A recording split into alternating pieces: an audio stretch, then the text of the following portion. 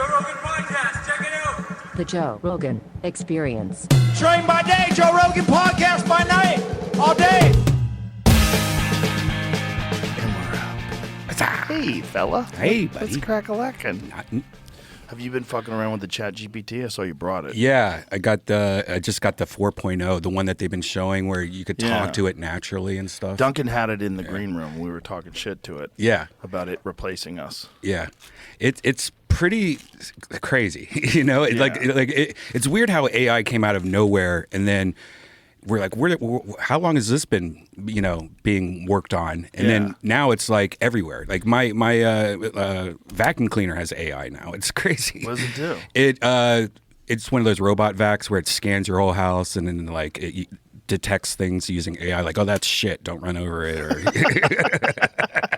It's like if your dog shits on the floor, it recognizes dog shit. And it doesn't do a good job because the first thing it did, it went right over this dog shit and just started smearing dog shit through the whole entire kitchen. Why is your dog shitting in the kitchen? Because once in a while, dog shitzes don't care. They're like, I have to shit. I don't want to bother. That's the problem Jamie has with Carl. Yeah. It's a little dog thing. You got to keep an eye on Carl. Carl will just drop a deuce anywhere. Yeah. It's quick. I think when they're really little, they don't understand outside. Like, everything's so big. like, why would I go outside when I can shit right here? Right. I'm nowhere. I don't sleep anywhere near this pile. Yeah. It's gross, though, having shit smeared all over your floor. Especially by a super smart AI vacuum cleaner. That's so dumb. Yeah, there's all these different things are going to sync together. Like, that's one of the things that people say about Samsung. Like, people that are Samsung fanboys, like, if you have a Samsung refrigerator and a Samsung TV and a Samsung phone, like, you could use your phone to control everything. Mm-hmm. Your phone will, like, there's I guess there's refrigerators out there. I don't know exactly where they're at right now because I only saw, like, an ad for them, where your refrigerator will tell you when things are going to expire. Right, so, it scans that. So if you got orange juice or something like that, your orange juice is only good for 3 more days. Like that kind of shit. Yeah. And that's only if you place the orange juice with the date facing the camera, probably. Yeah. I think that has been out for a while, but it doesn't really work great. There's a few things refrigerators do that have too much technology in them. What impresses the shit about me, and the thing that entices me towards Samsung phones, is the AI with notes. That's a big deal to me. The fact that it can record your podcast for sure, but also you could record a set and it'll transcribe the set and then summarize into like different parts. Like, this is where you're talking about sucking your own dick. Right. Like this, yeah. This is where you talk about UFOs. I asked Redban. He didn't see this. Did you see this, Joe, going around on Twitter? What? This feature called Recall on Windows. What? Yeah, let me play this for you. It's pretty crazy. It's pretty crazy. We introduce memory, right? Photographic memory into what you do on the PC. And now we have it. So it's called Recall. It's not keyword search, right? It's semantic search over all your history. And it's not just about any document. We can recreate moments from the past, essentially. Here's how it works. Windows constantly takes screenshots of what's on your screen, then uses a generative AI model right on the device, along with the NPU, to process all that data and make it searchable, even photos. I got to try it out. I searched brown leather bag. It came up in visual search. There's no place on this page that it says brown leather bag. It just knows because it sees this brown leather bag. There could be this reaction from some people that this is pretty creepy. Microsoft is taking screenshots of everything I do. Yeah, I mean, that's why that it can only do it on the edge, right? So this is like, you have to put two things together. This is my computer, this is my recall, and it's all being done locally. Okay. Yeah. Texas is going to ban my recall. Like, they're not going to let me, like, it's going to be porn. I don't trust you at all. Yeah. I don't trust you at all. It's all done locally. Oh, I'm sure there's no way the government's going to have access to every keystroke you make and be able to see. Oh, well, that's ridiculous. and it's going to summarize everything you do. Well, not only that, it's not that difficult, especially for government organizations, to get into your fucking computer. Are you connected to a secure Wi-Fi? Are you even using a VPN? Are you like, what are you doing? What kind of a firewall do you have? How many people are sophisticated enough to set it up so that you can't look at everything they do? It's like your friend's phone yesterday or 2 days ago. That's a straight up virus that he was downloading. People are saying it's not. People are saying it's just like if you have your case on improperly, it's pressing two buttons at the same time. Or was his phone on the table, Jamie, or was it in his bag? I do not remember. I don't remember either. I think if you're I think on some of these Android phones, if you're pressing two buttons at the same time, it reboots. Right, so there's a bootloader mode. That's why you can like do different things to your phones. But that bootloader screen does not look like it looks so cheap, dude. Like I was like the arrow that was in it. I was like, I've seen this arrow. That's clip art. Like I think it even said Getty Images on the side of it or something like that. And then there's the barcode. Yeah. Like, why does it have a barcode? What are you buying? Yeah. This is not for sale. Right. Why does it have a barcode? Right, and how are you going to scan that barcode with the phone that you're holding? Like, like, oh, it's got a barcode. It must be legit. Right. Yeah, that seems so fake. That was what like, look at that. Look at all that Chinese writing too. Let's get the fuck out of here. I guess it's Korean because it's Samsung. Do not disconnect USB cable during software update. So it's saying downloading, and it says it in Korean. So it's doing something. That just looks. That does not look official. The thing is, my point was, it took a while. And like, what if he broke his leg? Right. Like, what if he just fell on his bike and broke his leg, and now all of a sudden he's got a call for an ambulance, and he's laying there with his fucking shin bone poking out of his calf, and he's got to sit there while his stupid phone does that. That's why it can't be real. Can you reboot that? Can you stop that? Is that possible? That's what I had circled. It said that you could cancel it. But... You can cancel it. Well, that's why when you posted that video, I texted you, tell him to hold down the power button and the up arrow, like reboot your phone, stop doing whatever it was too doing. late by the time you sent me that. I always worry about that with Windows, because Windows will start updating my laptop in the middle of nowhere. Yeah, that's the worst, dude. It's like I'll open the laptop, super inspired, ready to write, and it's like, oh, we have to upload your software. This will take 20 minutes. Like, what? Yeah. This is stupid. Give me the option to not do this. Like, Mac at least will give me the option. It'll say it up in the corner. Do you want to, there's a new update available. Do you want to update it? Right. And then it downloads it and then goes, do you want to do this right now? Yeah. We download it. We can do it later. With Windows, is that normal? Or maybe I think it was like an old... To turn off or on, I think. Really? What's that? This is a setting to turn off like auto updates or whatever. Oh, there's a setting on Windows as well? Yeah. Oh, okay. I must have had it on so I don't have to deal with it. Unless it's my Office thing or something you're dealing with that's not like yeah, but no, Windows update. Office gives you a tiny notification at the top of a file that'll say a new update's available. But you can click out of that easy. You just wait. Yeah, but the problem is like I have automatic updates on Mac, and it'll download it and go, hey, we got this update for you. It won't just like in the middle of doing something, just start like reboot my laptop. Yeah. Mine just rebooted it. Like the moment I opened it up. But I hadn't used that laptop in a while. It was just sitting there. You know what I want to try? I want to try a laptop with, I'm a big keyboard fan. Like one of the reasons why I write. If I write, I have a home like Mac that I write on that is, those are nice. The new keyboards. It's the MacBook Pro ones. They're dope.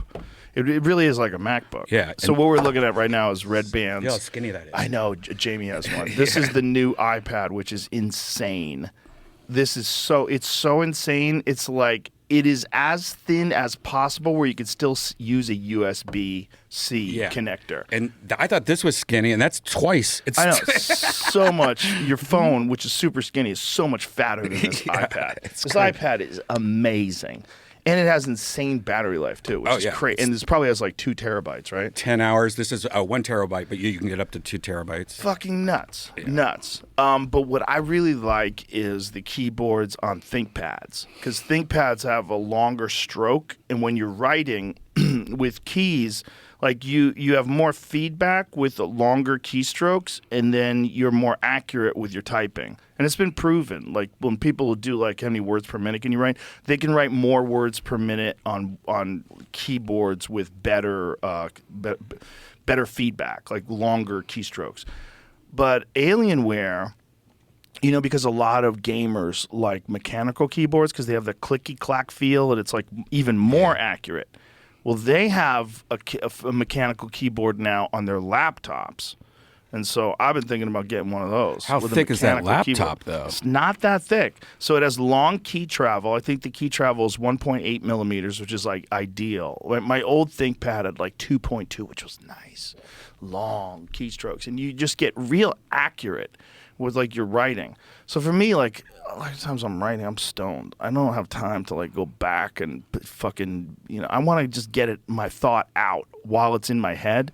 And with an IBM, well, Lenovo now, with a Lenovo ThinkPad, I'm just much more accurate when I'm writing. Yeah, I like it, but it sounds, I don't know, after a while it's like, God, this is so The Mac ones are terrible. Yeah. The ones on MacBooks, I have a MacBook, it's fucking terrible to write on. It's really short keystrokes. It's a really like flat key.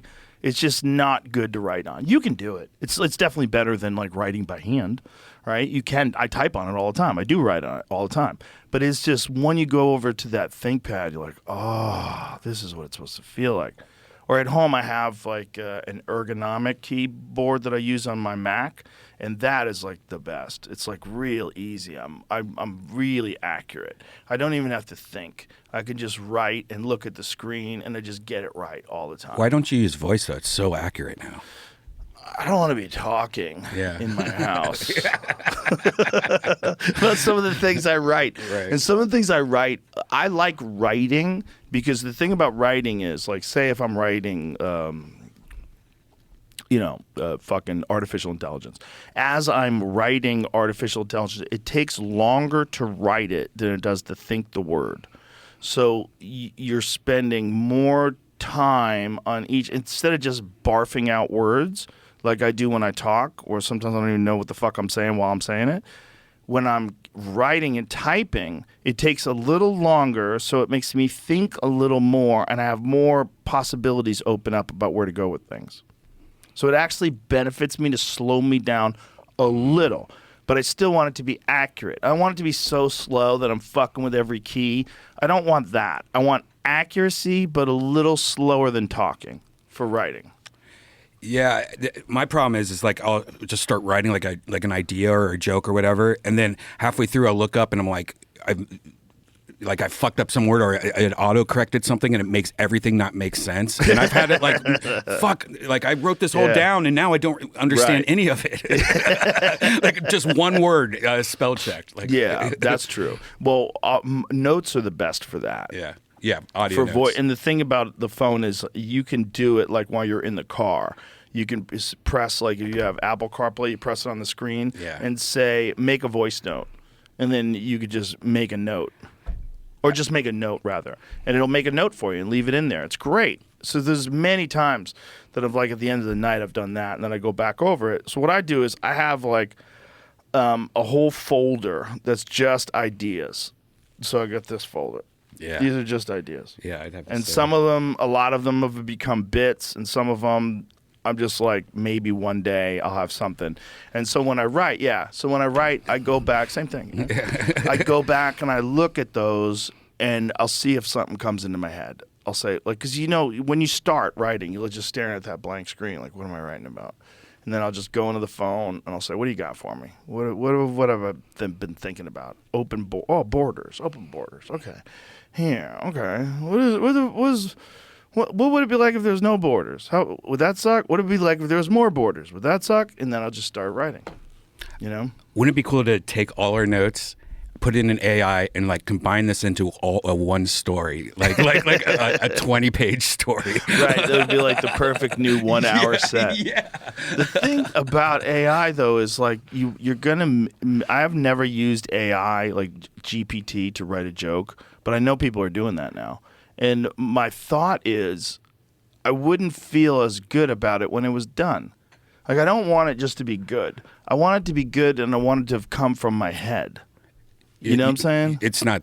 That's the one thing. It's not there yet. It can't write a good joke. Like all this like shit where he's like Louis C.K. or not Louis C.K. but George Carlin and stuff. That's somebody writing that and just doing it in that George Carlin voice. Yeah. So it's because not good at writing the jokes. Because I like to I've experimented like trying to find like a tag for like a joke already. Like this is the scenario, and it's still like dad jokes and laffy taffy bullshit. Like a cow walks into a bar. What I think it would be though, so like how like a lot of really good comics hire writers, and generally the writers aren't even as good a comic as them. But like, the way Chris Rock does it, Chris, I haven't talked to him personally. I've heard him talk about it, and I've talked to people who work with him. So one of the things he gets accused of unfairly, people say that he has writers who write for him. Chris Rock writes his own material. What he has is the writers.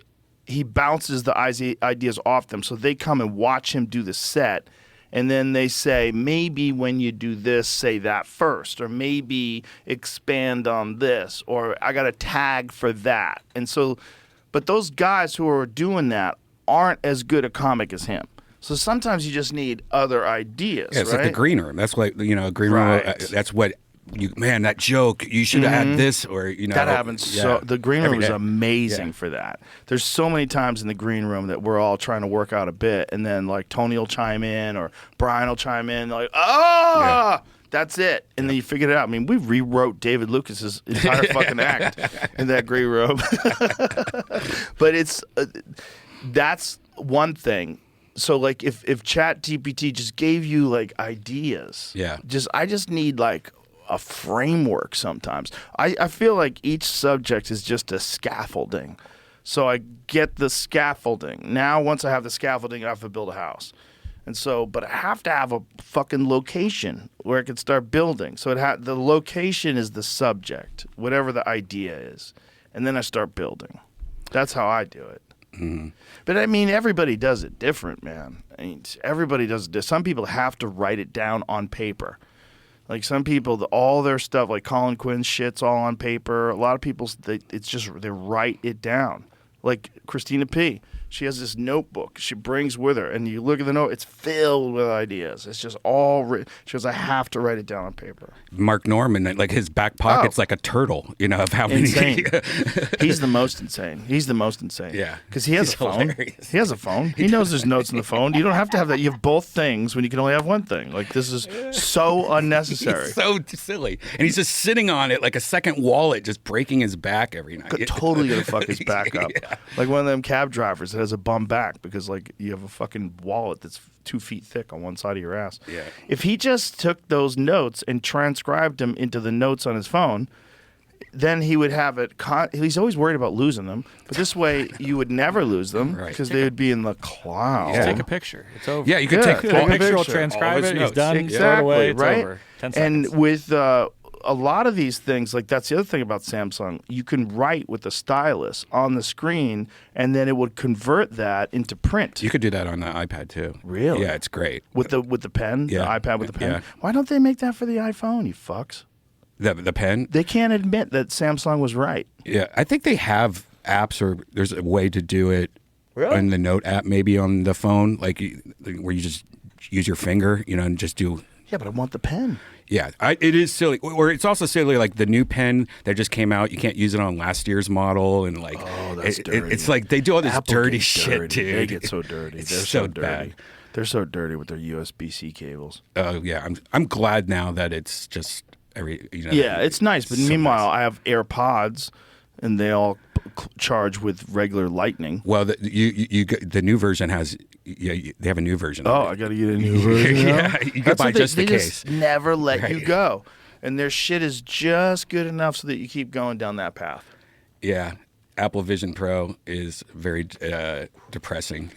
By the way, is it? Yeah, you done? I think like a lot of people, you are so in. I'm so in, and it's still amazing. But then there's just nothing you can do. Like watching 3D movies, it's the best experience you'll ever have, even better than a movie theater. Really? Sitting there watching Avatar, like it's a big IMAX in your bedroom. It doesn't bother you that the thing's over your face? No, I of course I use it more, but it's so comfortable. How much EMF radiation are you getting? getting. Oh, that's why my eyes are so bad. Like, like my eyes are getting worse every day. Like, it's crazy. You're cooking your brain, son. And it fucks your dreams up, and it kind of fucks your brain up a little because I think your brain starts thinking that's real. So when you're like dreaming and shit, I don't know.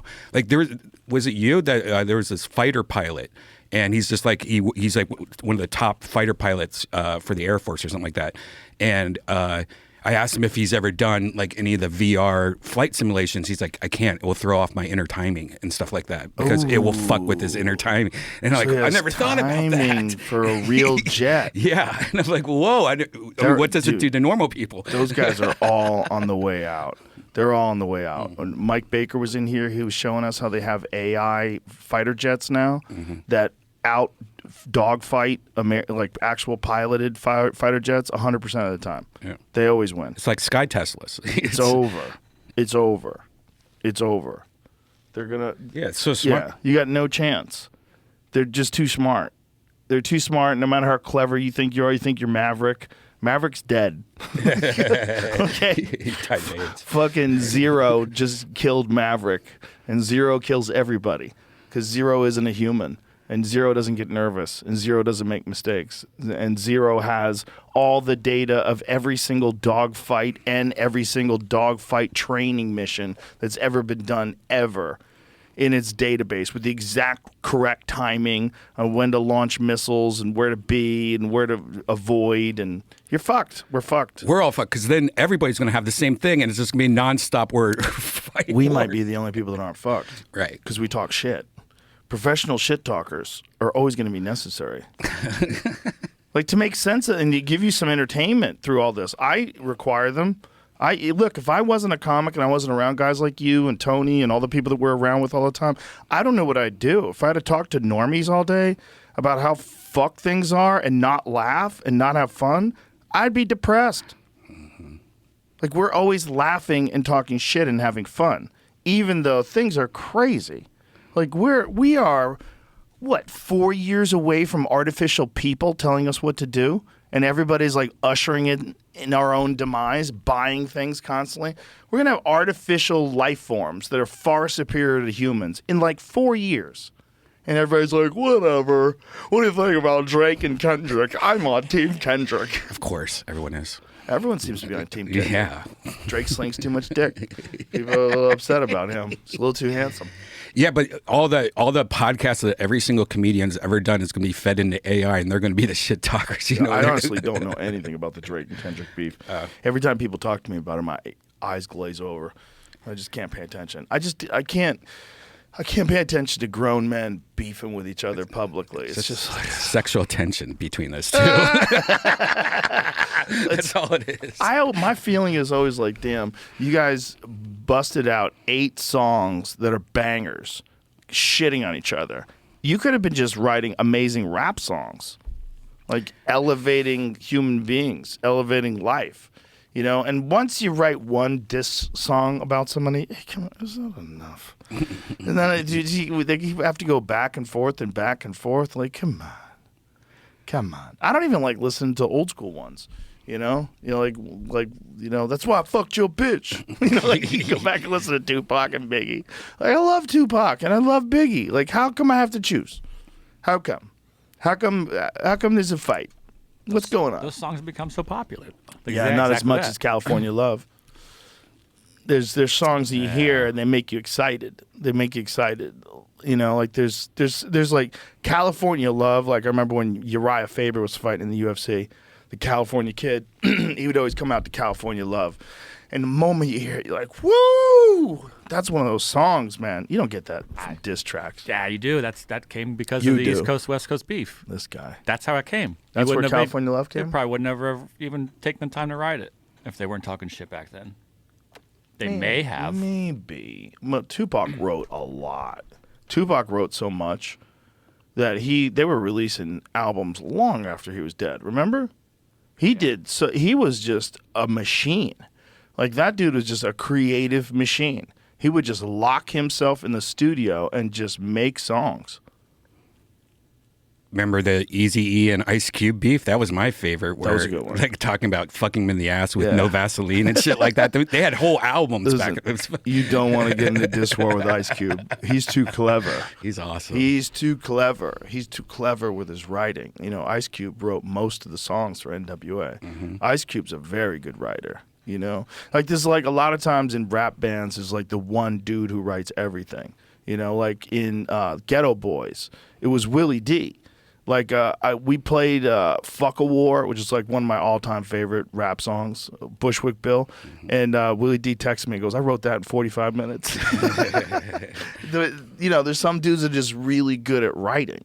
You know, they're just really good at writing bangers. You know, and that's with comedy too. Like Tony's that guy. Like Tony is really good at writing jokes. Like his ability to like, especially joke shitting on people. Yeah, his brain's constantly working. When you talk to him, he's not even. He's looking past you, thinking what joke he's going to say after, and he's a machine. That's why. I mean, your show. First of all, congratulations, dude. I mean, you guys are fucking killing it. It's insane, dude. You guys are killing it. You guys sold out Madison Square Garden 2 nights in a row. You guys sold out a giant ass theater in LA, and you want to do another show. So we'll just do the Staples Center. Like what? You sell that out like that? It's bananas. You guys are printing money. It's ridiculous. And it's the best fucking comedy show in the world. It's the best show because, like, you guys, first of all, you guys have been doing it now for 11 years almost, right? When it'll be 11? December? June, I think. June? Yeah. So it's almost 11 years. So you've been doing it all these times. It's polished. You guys are synced up. Everybody knows their position. The band is great. The audience is super aware of how the show works. They're not confused, like, what's going on? How come he has a minute? And what's that? Everybody knows how it works. And it's just polished. And then you got Tony, who's just locked in. The fucking lines he has, so many people do not believe that he comes up with those on the spot. They're like, oh, that's all planned out. Like, no, none of it's planned out. That's the magic of it. Yeah. Like, especially when him and David go at it. When David Lucas and Tony Hinchcliffe shit on each other, it's as hard as I ever laugh. There's like compilations of them shitting on each other on YouTube, and in a bunch of them, it's me, like red-faced, can't breathe, holding my sides, just like Jesus Christ. It's so funny. It's so good. And David gets to just call him gay for like 15 minutes straight. It's so funny. The show went against every single direction that the industry was trying to tell us the audience was going. Your show went against all of the woke shit, against all of the don't say this and don't say that, and this is a forbidden word. Now, all of it's out the window, and it's the best show. And then the audience is obviously responding. There's not a fucking podcast on earth that could sell out arenas like you guys are doing. Not one. You guys are selling out Madison Square Garden in an hour. It's nuts. I mean, that's like a cultural phenomena. That's a real audience. Like, finally, the audience reacts to, like, this is what we want. This is what we've always wanted. We don't think comedy is real life. We're not fucking stupid. Go crazy. Go crazy, say wild shit. And it's the best for comedy, man. It's the Johnny Carson for comics, and you don't like it's also random. And you could be doing comedy 10 years, or you could be doing comedy your first time and somehow get on Johnny Carson. You can be doing comedy your first time and get on Johnny Carson at the Staples Center. Yeah. Which is one of the worst things ever when that happens, by the way. Well, if you can get through that, though, I mean, good Lord, if you can get through that, what a career you'll have. You'll be able to tell people the first time he was ever on stage was in front of 20,000 people. And now here he is headlining the Comedy Works in Denver. I mean, that's an amazing thing. That's what Janice did her third time on stage in front at the arena here on New Year's Eve. Nuts. That is so nuts. Third time on stage. That is bananas. That kind of pressure, bananas. And then after that, I asked her to marry me. Like, she's already like, oh, what the fuck? Oh, that's cute. That's adorable. That's adorable. Yeah, you guys are killing it, man. It's awesome to see. Somebody sent me a clip of an old JRE. It was like the week we started that Kill Tony, and you're like, "What's this new show you're doing?" or something like that, and I go, "Oh, it's me and this guy named Tony Hinchcliffe. You know Tony, right?" "Oh, I think so. I don't know." Wow, that's crazy. That's crazy. Yeah. I mean, we've been working so hard at it, and we always thought, it's going to become big, but not this big. Not having like Post Malone and RFK on the same show. And shit. Like, what the hell is going on? You remember the here? time I tricked Post Malone? He had no idea he was going on stage. Oh, yeah, you've done that a few times. You did it with Tucker Carlson. Yeah.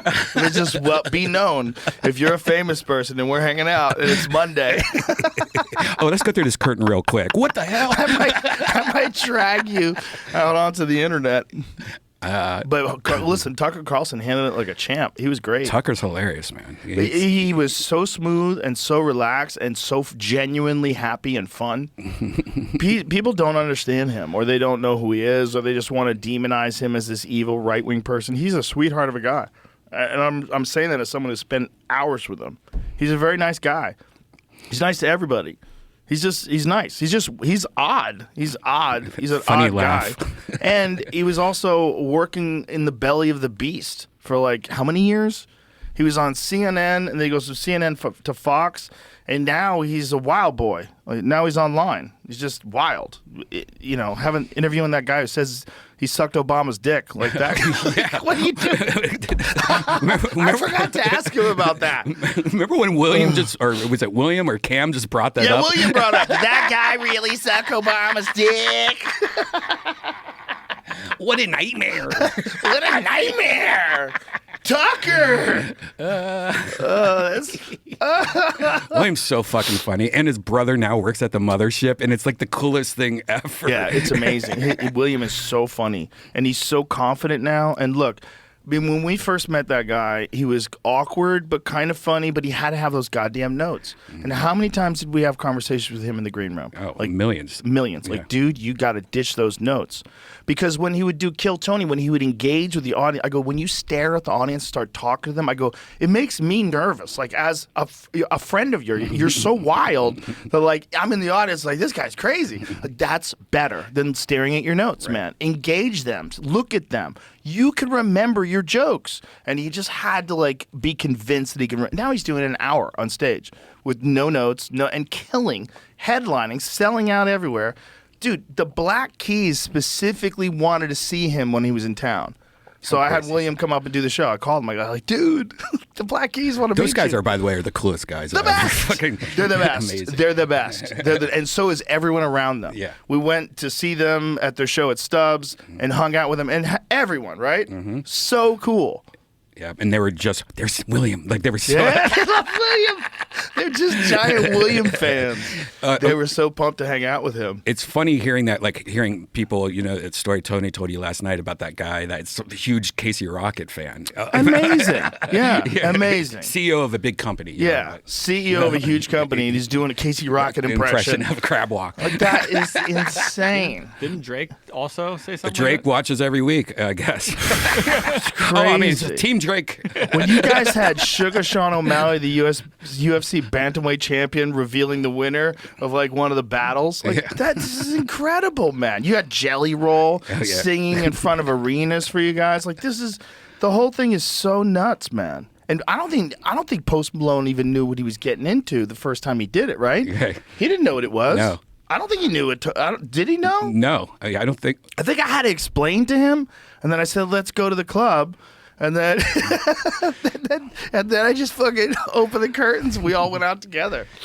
In LA, when I was in LA for the Kill Tonys, I hung out with Post, I think like 3 nights in a row till like 5 a.m, just drinking. Like, that dude doesn't get drunk. He just keeps on going. He's a Bud Light guy. Yeah, that's true. Those Bud Light guys Bud are Light dangerous. guys. Those are like Shane Gillis guys. Yeah. Shane Gillis is another Bud Light guy. You could drink, like Stanhope used to be a light beer guy. You could just drink light beer and just maintain a steady buzz. Yeah. Whereas retards like you and me are drinking whiskey. Yeah, you can pee it out at the same amount as he's drinking it. Yeah. We're slurring our words, and they just keep going. It's true, man. Yeah. I should go back to beer. I can't do it anymore. You get fat. Yeah. I get fat both ways, Joe. Have you thought about doing the Ozempic? No, isn't my doctor, it'll kill you. testosterone doctor said don't do it. He had one of his patients do it, and she had seizures and had to go to the hospital or something like that. Or that could happen, or you could be hot.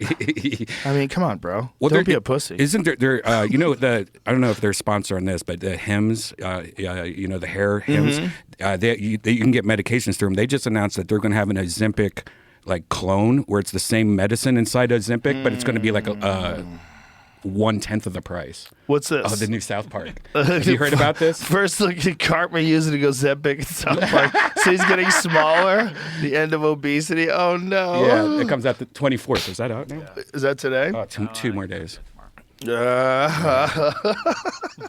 Yeah. There's some people have real bad side effects apparently.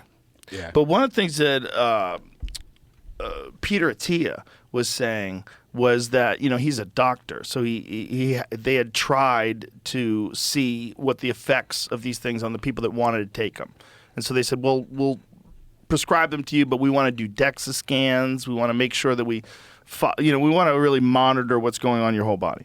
So one of the things that they found out was that in normal conditions, like say if you lost weight, you know, like most of it would be fat, but a small percentage of it would be lean body mass, like muscle tissue. In Ozempic, most of the loss, like when they were looking at it, the people were losing much more body mass, much more lean tissue and bone mass than was making him comfortable. He's like, this makes me very uncomfortable. He's like, these people are they're getting lighter and they're getting fatter. Like they're losing muscle tissue and bone. Like this is not good. But then there's other people that have said if your body's tolerating it, that what you should do is add strength training to mitigate the effects of that. But now you're asking people to be disciplined. Like, isn't the whole that's the whole point, the whole right? Point? I mean, how many people who are going to take Ozempic are like disciplined weight trainers, where they're going to really mitigate the effects of bone loss and muscle loss, and they're going to stay strong while they lose fat, while you're paralyzing their stomach with a drug that I would just imagine probably has an effect on your energy levels, just by virtue of the fact that your body is dealing with whatever it has to do to metabolize this new drug you're injecting into your body, right? So if you're injecting this drug in your body, does it have a positive effect? Does it give you more energy, or it's killing your appetite, right? That's part of what it does. It's kind of like, what is the actual physical effect? It has some sort of a paralysis effect on your stomach on some people. Like, what does it do? Let's find out because we're so stupid. We don't know exactly what it does. I think it kills your appetite. If it kills your appetite, that wouldn't work on me because I have no appetite anyway. Okay. It says it works by mimicking a naturally occurring hormone. As those hormone levels rise, the molecules go to your brain, telling it you're full. It also slows digestion by increasing the time it takes for food to leave the body. Slows digestion. I don't like that. That's crazy. So that's it's similar to the effect of bariatric surgery. So that's the thing where they're saying like it paralyzes your stomach. It slows it down. Yeah, that's and not I think right. Brian Simpson had a really bad reaction to it, where he was in bed for a while. Oh shit! Yeah, he got wrecked. Is he still on it? No, he got off it immediately. Brian had a great weight loss though when he switched to the carnivore diet, when he went all meat. I did that, but I gained it immediately back the second I stopped it. You know, like why'd you stop it then? Because you know how it is. You just get tired of meat. I'm not tired of meat, but you just miss like fruit. You know, yeah. and like I need fruit. Yeah, I need a salad. I don't think there's anything wrong with fruit. I think fruit's fine for you. Right. I've lost like over 30 pounds in a year though, just being on testosterone, not doing anything different. Really? Yeah. It's just like. Why don't you work out a little bit? I do now that I live downtown half the time because I'm walking everywhere. You know? You just walk? Yeah, it's great. Just hire a trainer. You got cash. But yeah, I'm like the Ozempic people. They're like, but you just get someone who shows up at your house. That sounds like, come on, worse. Brian. That sounds worse. Get up. I'd rather get up. just let's go work out. Now I have a nice gym, so I'll but if you just start. like eased into it, we want to keep you alive. Yeah. You can't die now. Kill Tony's killing it. Yeah, true. You guys are literally on top of the world. You guys could do an arena in every city every night of the week. Yeah. You could just fly around the country doing arenas. and it's a new show every time. That's what's so crazy. Like, it's not like a stand-up show where you develop the show, you put the bits together, you put out a special. No, like, you guys could do a new show everywhere you go. The only thing with the arena is it's so much work, and it has to, you know what I mean? Because you gotta be bigger and bigger. Well, you have a producer. You got Anthony now as a producer. Which is the most amazing thing ever, by the way. Helps. God, he's awesome. But it's also, the arenas, it changes the show a little. Like, it's more of a celebration kind of thing, I think. But you need those weekly normal, mothership shows. You know what I mean? That's so important because that's really the show. Well, it's also the club experience, and to see the club experience on YouTube. The Mothership and like what Kill Tony at the Mothership is the cornerstone of stand-up comedy because it's showing young comics that there's a path. You can actually do this. And it's just about being funny, regardless of your political beliefs, your ideology, what you think you're supposed to say with your platform. Stop. It's just about being funny. That's what people want to see. They just want to laugh. There's plenty of people lecturing people, plenty of people telling people what to do. They just want to laugh. And when you get 1 minute, there's no time for any bullshit. And then you have 1 minute with these hawks on the left side of you. Just hawks. Just vicious professional comedians all waiting to shit on your act or say something funny at your expense. And then the audience, they get to see, William Montgomery kill, Cam kill, Hans kill. These people are killing. And so the audience is primed. It's like, if you can do that, if you can actually get through that and make that minute and have everybody go, that was really great. And the audience gives you a round of applause like, holy shit, you're flying. And then the audience wants to see you try it again. And now you're out in the open mics every night and you're banging it out because you think, oh my God, I think there's a real pathway to a career here. And then you do a second show. And next thing you know, you got a golden ticket. Holy shit. Next thing you know, you're Hans Kim. It's insane. You're opening up for me in arenas. We're traveling around all over the fucking world. You're doing stand-up now to your own sold-out audiences and weekends in these clubs. It's incredible. Hans Kim is killing it. Killing it. Every weekend he's somewhere he's selling 5 out. He might be one of the most popular comedians like in the circuit right now. And he keeps getting better. He did a set the other night, last week at the Mothership, did 2 nights. And he fucking murdered. And all this new shit. I was like, dude, that's great stuff. It was really well written, really funny. Have you seen his process? It's insane. He has like spreadsheets in Excel and stuff like that. Yeah. It's crazy. Yeah, he gets nutty. He's on the plane, nerding out on his on all his material. But that's how to do it, man. That's how to do it. But the thing is, like, these comics now, they see there's a genuine path. And it exists. And so it sets the tone for open mics and for stand-ups. Because they realize, like, hey, it's not about your fucking ideologies. It's just about being funny. Too many people got trapped in this Clapter mode where you want to say something, you're going to use something. You use your act for social justice. Like, be funny. Yeah. Be funny. You have to be funny. That's the thing. Now, if you have a point and you have something you want to say and it's funny and you know how to work it and make it funny, great.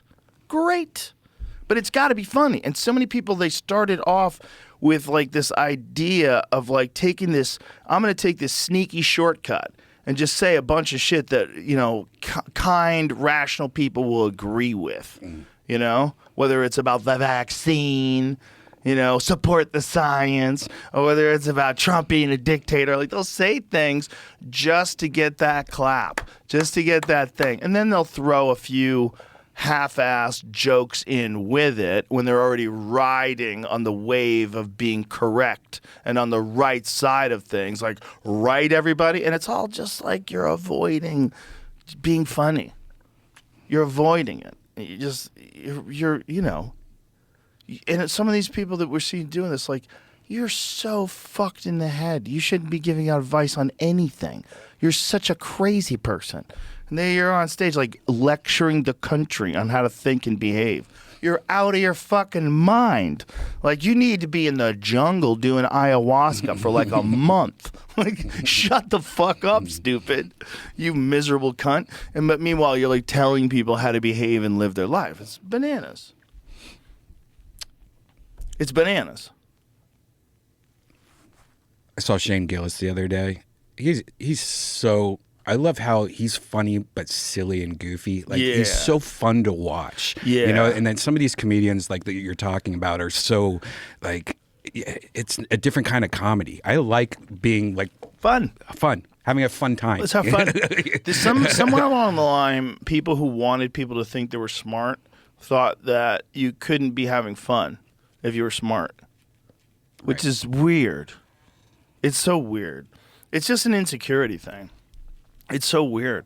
They think you can't be silly and be smart. Because Shane is very smart. And if you underestimate him because you think that he's like a big oaf, you know, Shane is very fucking smart. He reads. He reads a lot, and he knows a lot about history. And when people say stupid shit, he'll go, nope, that's not what happened. And then he'll start rattling off, like, well, Eastern Europe at the time, like, and like everyone's like, oh, they forgot he's smart. You forget he went to West Point. Like, he's a smart fella. Smart fella, just big, silly, jolly guy, and people underestimate them. You know, And Matt McCusker. oh, you know, very smart. Yeah, both of those guys. Cool as shit too. Yeah, I love so those nice guys. that they're here. It's so cool. That's such a nice bonus. The whole Philly crew. Those Yeah. guys are great. Tommy, those guys are great. Yeah. Yeah. Lemaire's here now. Yep. Joey Diaz has been hanging out lately, which is so great to see Joey. Oh my God, it's Joey's been getting a real estate agent. yeah, that's fucking Yeah. awesome. Yeah, he's going to get a spot out here.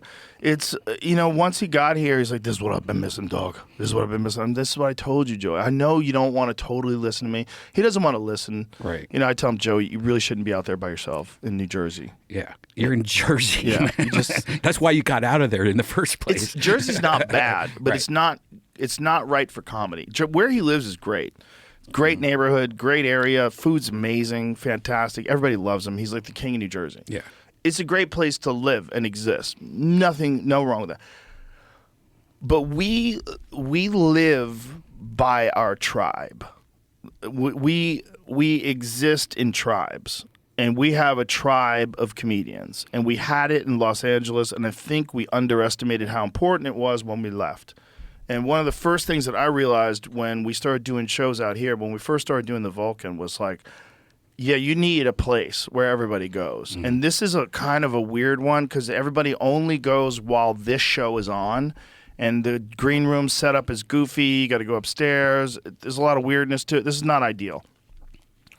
But comedians need a place. Like, otherwise you're on your own.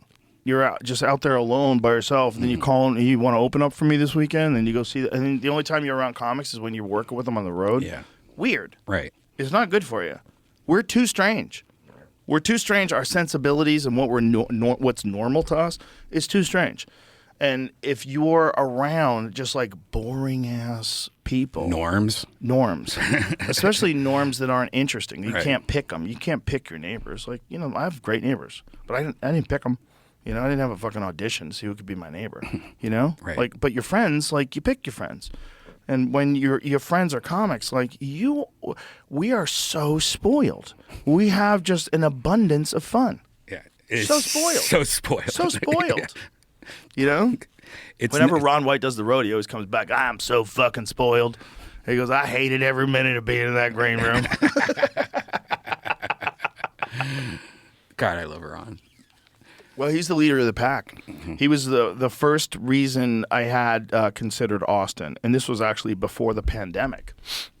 I always loved it here, and you know, On It was always here, so I was always visiting here. But when he was, I guess 2018, when he decided to get a place here, it was like, you know, it's the center of the country. I could travel there from anywhere. My son's here. I fucking love it. It's beautiful, great food, nice people. I'm like, damn, can I live in Texas? Can I live in Austin? I'm like, that doesn't make any sense. I'm like, they have one club. You know, it was like Cap City was on the way out. Now, it wasn't, I guess it was like 2019 when it really crumbled, right? It was like, was it during COVID It was that it right crumbled? at the beginning of COVID, I think. So it was still Yeah. it still was there, but they always it was a weekend club, right? So you'd have your headliners would come in for the weekend. So like, when would I be able to do shows? Like maybe I could do late night shows there, or maybe I could do like guest spots there. Like maybe. But you were also thinking, wasn't it Utah or something like that? Yep. Remember how bad that would have been? Yeah, I thought about Utah, but with Utah, I thought about getting because I have a buddy who lives in Park City. I was like, maybe I get a place in Park City, and then I could just drive down to Wise Guys because Wise Guys in Salt Lake is the shit. That is a fucking great club. That's one of my favorite clubs to go Absolutely. to. And Salt Lake people are fun, man. They're fun. Like, people think, oh, the Mormons. Like, no, it's the people that aren't the Mormons that want to go out. Right. Biggest And then whores, too. And then the Mormons. I mean, just ass sex everywhere for those girls. Is that what the Mormons do? Yeah. I didn't Doesn't know. count. So when you're out in a place like that, if you're a comic, you got to there's got to be a consideration, like, where could I go up? Like, Montana was like, there's no place. Right. I got nothing. It's like, apparently there's a little bit of a comedy scene in Bozeman now that might have started up like around the pandemic or slightly before the pandemic. Can you imagine if you still lived in Denver, how liberal you would be? You gotta change. Huh? You're crazy. I would resist it. That's hilarious. You think I would just give into that nonsense? Yeah, you'd be like a hippie and shit like that. Like, No, the hippies were already annoying me. That was only there for 4 months. I know, you got the fuck out of there quick. I was living next to an ashram, and I went to visit the lady in the ashram, and I was talking to her, and she was spraying bug spray on ants. And I was like, yo. So her and I had like this bizarre philosophical conversation. I go, but you are a Buddhist, and you believe in the sanctity of life, and that all things are living things are important. You just killed thousands of them casually in front of me. Like, she just fucking casually in front of me raided these ants. And I was like, this is kind of crazy. This is kind of a crazy thing to do you just did. Yeah. Not only that, you did it, you're poisoning yourself. Like, that shit's like super toxic. Even if you can smell it, you're breathing it in. If you can breathe it in, it's bad for you. Like, it's killing those ants instantly. What's it doing to you? You're just bigger than an ant. If it was at the same dose, you get the same dose of raid that an ant gets. I mean, I don't know how it kills ants, but I got to imagine it's not sophisticated. Right. It's not like some genetic alteration that stops their heart from beating. Probably poison. Like horrible, horrible poison. I used to like the smell of Raid when I was a kid. It's great. I love that smell. I love that smell and markers. Yeah. Do you know anything about this? I don't know if we've ever talked about this, speaking in the kind of same line, about gas stoves being poisonous for you. Terrible for you. Lower your IQ. Yeah, what the fuck, dude? What the fuck, the dude? latest reports are like scary. Like, Not only that, but when I was a kid, I remember like you walk by the stove and you could smell it. oh yeah, And they're like, oh, the pilot light must be out. Like, oh, what? Is there just fucking gas floating around this apartment? right. Yeah. That probably lowered our IQs. You know another thing that lowered our IQs? Lead from gasoline. When they had leaded gasoline. Oh, that's right. Yeah. Unleaded, leaded. That's right. Yeah. Lead from gasoline lowered IQs by a measurable amount. Whoa. Kids who lived in homes with gas stoves experienced levels of nitrogen dioxide triple to those who came from homes with electric stoves. Kids from homes with gas stoves fared marginally worse on cognitive tasks. Again, a point or two out of a 100-point scale. So it made them a little dumber. It would probably affect their health, which would also make you a little dumber if you're tired. I think the latest study said it's like breathing in the highway, like fumes in your house. Oh, God. About the same level. Like if you just worked on a highway every day. Yeah, how many people have ever gone through their fucking house with like an air scanner? Yeah. I've never done that. No. But I have a lot of those things that clean the air. I have like huge industrial ones all around. Oh, that's my house. good. Yeah. That'll help you. Cats. That'll help you a little bit, but I don't know if that'll help you from gas stoves. No, I don't think that works with that, right? So the gas stoves is one thing, but the leaded gasoline thing is a crazy one. Yeah. Because they put lead in gasoline, so I guess it stops the engine from pinging. I'm a moron, even though I love cars. I don't really exactly know like what happened with lead and unleaded, but they had leaded gasoline forever. Like when I was a kid, when I had muscle cars, you had to get leaded gasoline to make the muscle car run good. Like unleaded gasoline, it would run like shit. And so we all had, like, I don't even know when they came out with unleaded gasoline, but I remember for sure when I was younger, there was options. You get leaded or unleaded. Like 82 probably. And when you always, everybody wanted leaded, but when you were driving around, that shit from those pipes, all that exhaust, all the burning of that leaded gasoline, literally poisoned the ground. 70s. Unleaded gasoline was introduced in the 1970s when health problems from lead became apparent. In the United States, leaded gasoline for use on non-road vehicles was completely phased out as January 1st, 1996. Most other countries have also stopped using leaded gasoline. Find out what the effect leaded gasoline had on IQs, because that was what was disturbing. So they were saying that people in like urban areas that had like a lot of like cars traveling back and forth. My friend lived in Brooklyn, my friend Steve Ranella. He lived in Brooklyn for a while, and he was going to grow plants in his backyard, but he has because he's very smart, so he had his soil tested, and he found it's like filled with lead from leaded gasoline from the fucking 60s and the 50s and shit. It's just in the dirt. According to a 2022 study published in the Proceedings of the National Academy of Sciences, childhood exposure to leaded gasoline has caused a loss of 824 million IQ points for more than 170 million Americans, or about half of the U.S. population. This is based on an average of 2.6 IQ points lost per person. The study also found that people born in the mid to late 1960s may have lost up to 6 IQ points, that's me, while children in the highest levels of lead, with the highest levels of lead in their blood, may have lost more than 7 IQ points on average. This is reminding me of this thing that hit the internet yesterday about 100% of testicles having Microplastics. Did you see that? I just wrote that down. Maybe yours, bitch. Maybe yours. But you know, I was watching Paul Saladino had this thing on his Instagram that I was looking at today about plastic cutting boards. And he was like, just let me show you what happens with the plastic cutting boards. Like, this is going to get into your food for sure, and you're going to eat it. Yeah. Like, this is not good. Yeah, I knew about that a long time ago, but that's exactly what microplastics pretty much is. Microplastics found in every human testicle in the study. Can we go back to plastic straws then? Yeah. Can we just go back to plastic straws? I promise I'll throw them away. Okay? The problem is really not with straws and turtles. The problem's with garbage management. Yeah. They're doing a shit job of they're like approximately getting all the garbage. This is a pretty small study. 23 testicles And 47 46 balls. 47 testes from pet dogs. They found microplastic pollution in every single sample. So it's probably in everything. I mean, Yeah. it's probably in everything. Even though that's a small sample, you got to think of like how much plastic is being used. What's it even mean? Like, are we stronger? Maybe just don't put us in the microwave or something. No, it's an endocrine disruptor.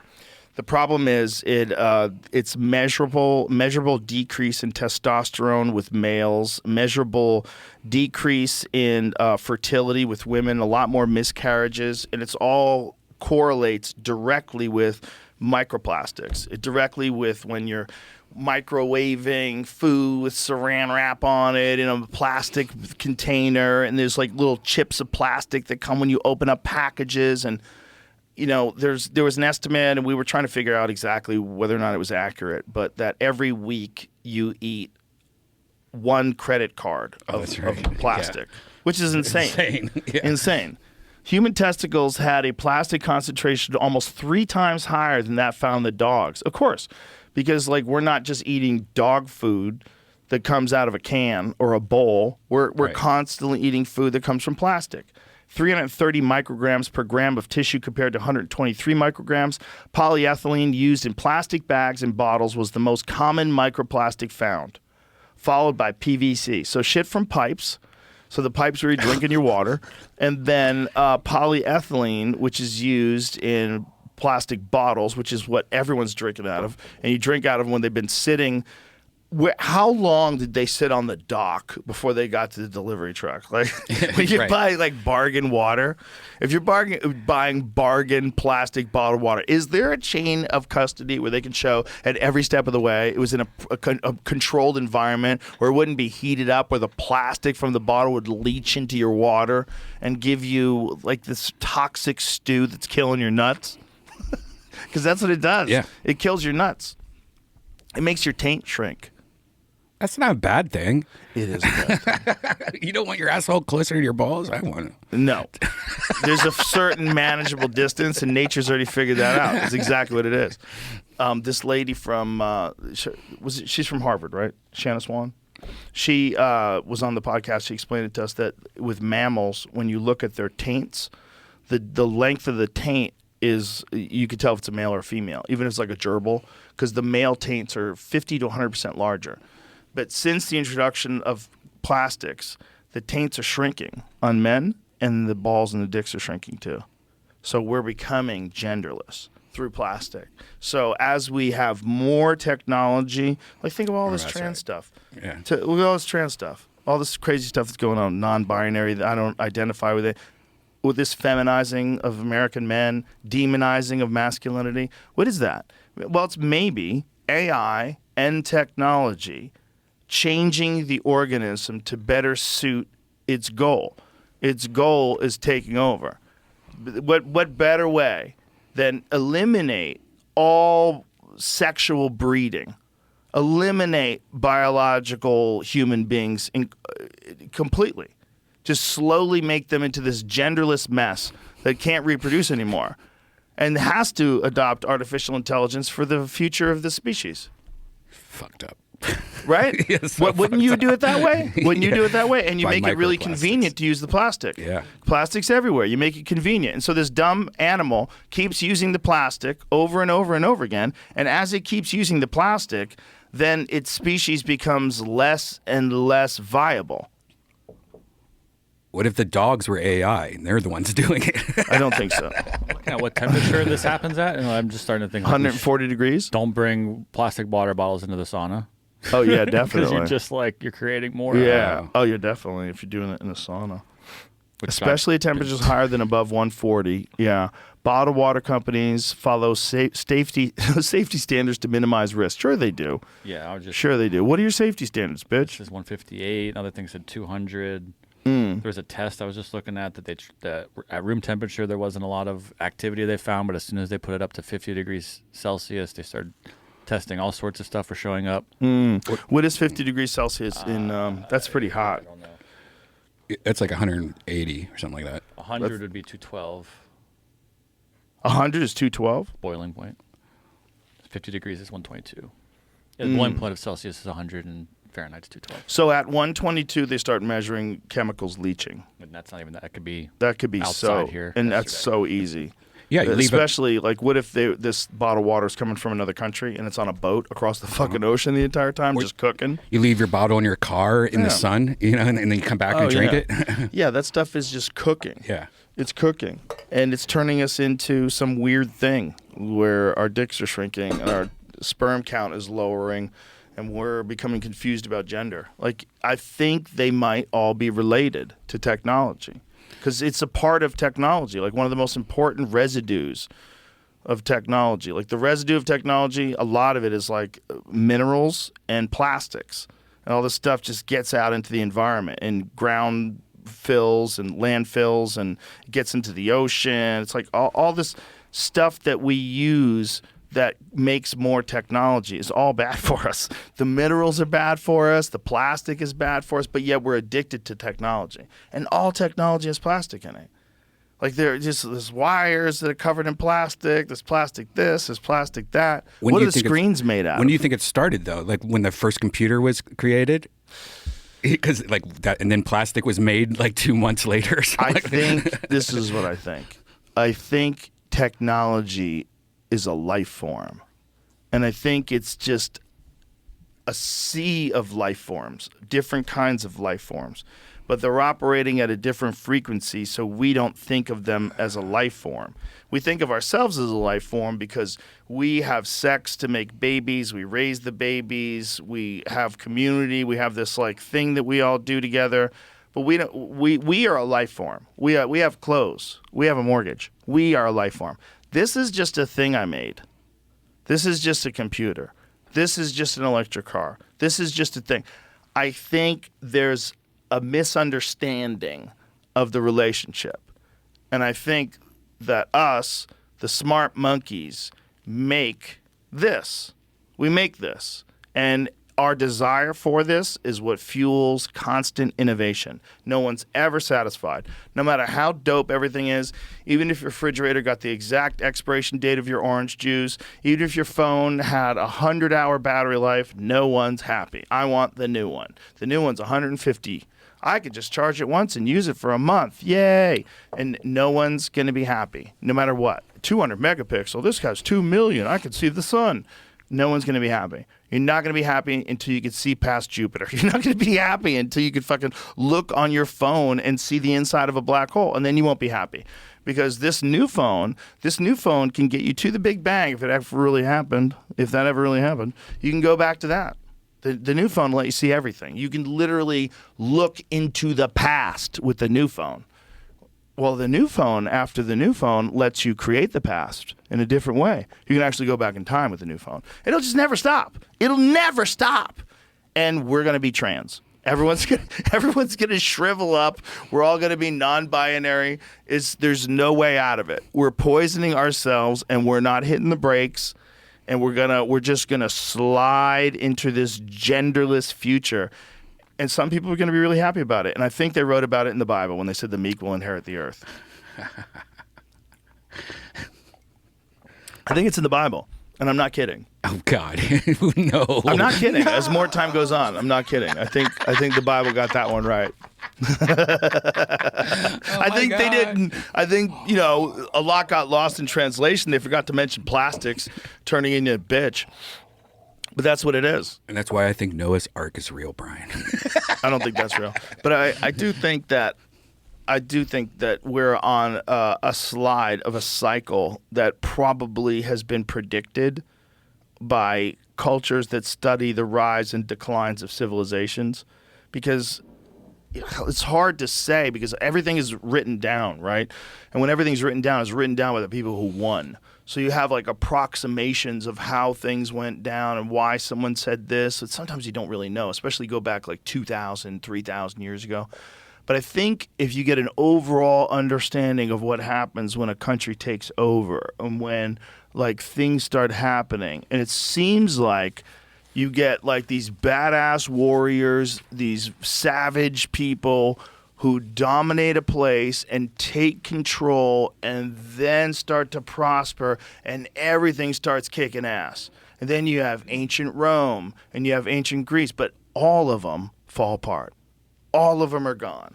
All of them. You go to Rome now, it's a joke. It's cab drivers and fucking shitty tourist pizza places. It used to be the center of the fucking universe, and now it's a joke. It's a great place to visit, don't get me wrong. It's beautiful. The Colosseum's amazing. I recommend it. The Vatican is fucking incredible, but it's not running the world. It's not the head of the army of the world. It used to be. It used to be the baddest motherfuckers that conquered everything. Same thing with Mongolia. I mean, when Genghis Khan was running things, then they'd killed 10% of the population from that spot. He was dominating like a giant chunk of the world. And now it's just a regular place, because it fell apart. They all fall apart. And so some people have studied the rise and fall of civilizations, and they say you can really predict it. It's just like when things start going too well, people start getting really soft and silly and entitled, and you get the rise of people that are trying to get attention for no fucking reason, and you get debauchery. And then with Rome, it's always connected with like Sodom and Gomorrah stuff, and that there was all just they were all just fucking each other and eat until they could puked and then go back and eat again. There's always those stories of gluttony, and it's just like that it eventually falls apart, that it always does. And if that's true, that's where we're at. We're at this crazy part. We're at this crazy part. Right before. Yeah. Where the president is like clearly gone and everybody's like, no, he's amazing. All these fucking people, because they don't want the other guy to win, are just lying to everyone and ruining their credibility. Because no one's admitting, like, okay, I'm willing to vote Democrat. Show me one that says something that makes sense that I can trust that's not dying. Just show me one that's younger. Show me one that is a reasonable centrist that makes sense with all this. But they don't want to do that. They just want to keep trotting this crazy situation out where you get this Alzheimer's patient or whatever he's got, dementia. and he's like making shit up and just saying things, and everybody has to correct him, and it's like, and everyone knows what's going on, but no one on one side is willing to say it, because if you say it, then it's going to empower Trump, who's Hitler. It's like, holy shit, kids. This is not good. This is not a good place to be. And this is like what you would expect of a society that's collapsing. You just never want to think your society is going to collapse. Like, no, dude, the Romans were retarded. Like, those guys were idiots. They didn't know what to do. They should have stopped throwing up. Stop fucking each other and just go to work. Fix your streets. AI will be our president someday. I don't think that's the worst idea. No, it'd be I the think best. about it a lot. I think about it as a scary thing, because it'd be hard to argue with it. Like, if it could say that it could manage people in a far more fair and even way and completely eliminate this high-level poverty that we see in the country and reduce crime, like, radically, why wouldn't you let it do it? We should have a beta. The whole country should have a beta test of it. Like, all right, we're going to do it per week basis. What do you think it would do? It'd probably clean up and fix everything. And Why don't we ask AI? Let's ask it. Let's ask Chat GPT 4.0. How do I phrase this? Hold on.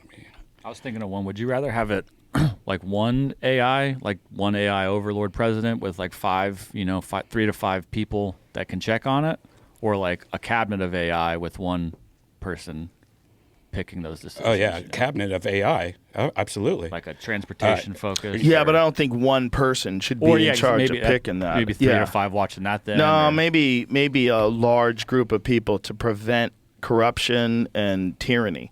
You have to be real careful of that. But I think that because people are going to, look, we've already seen it with social media.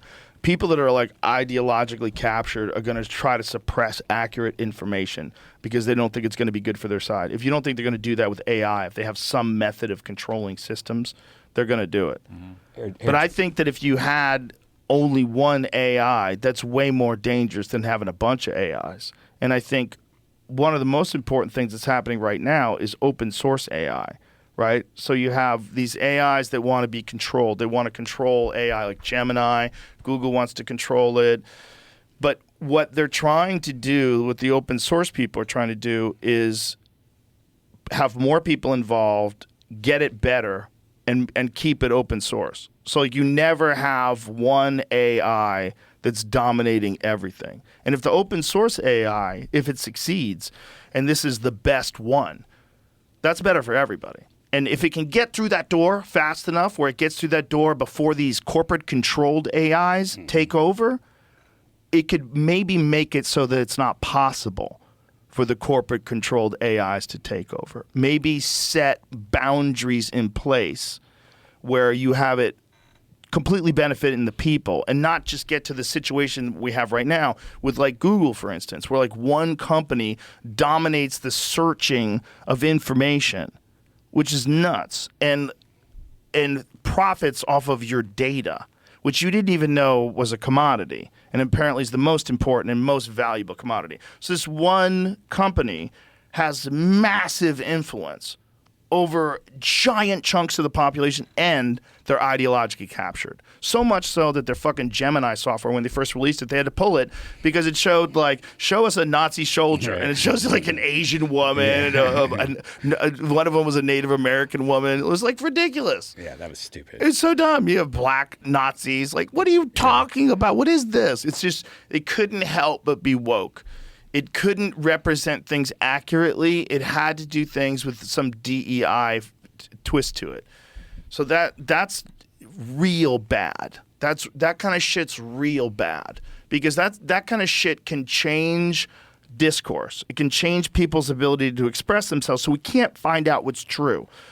Just because something makes someone feel better doesn't mean it's right or accurate. And we got to be real careful about which one we're siding with. Because if you only side with feel better and not with accurate, you get San Francisco. Okay? Like, it doesn't work. You got to be able to talk about it.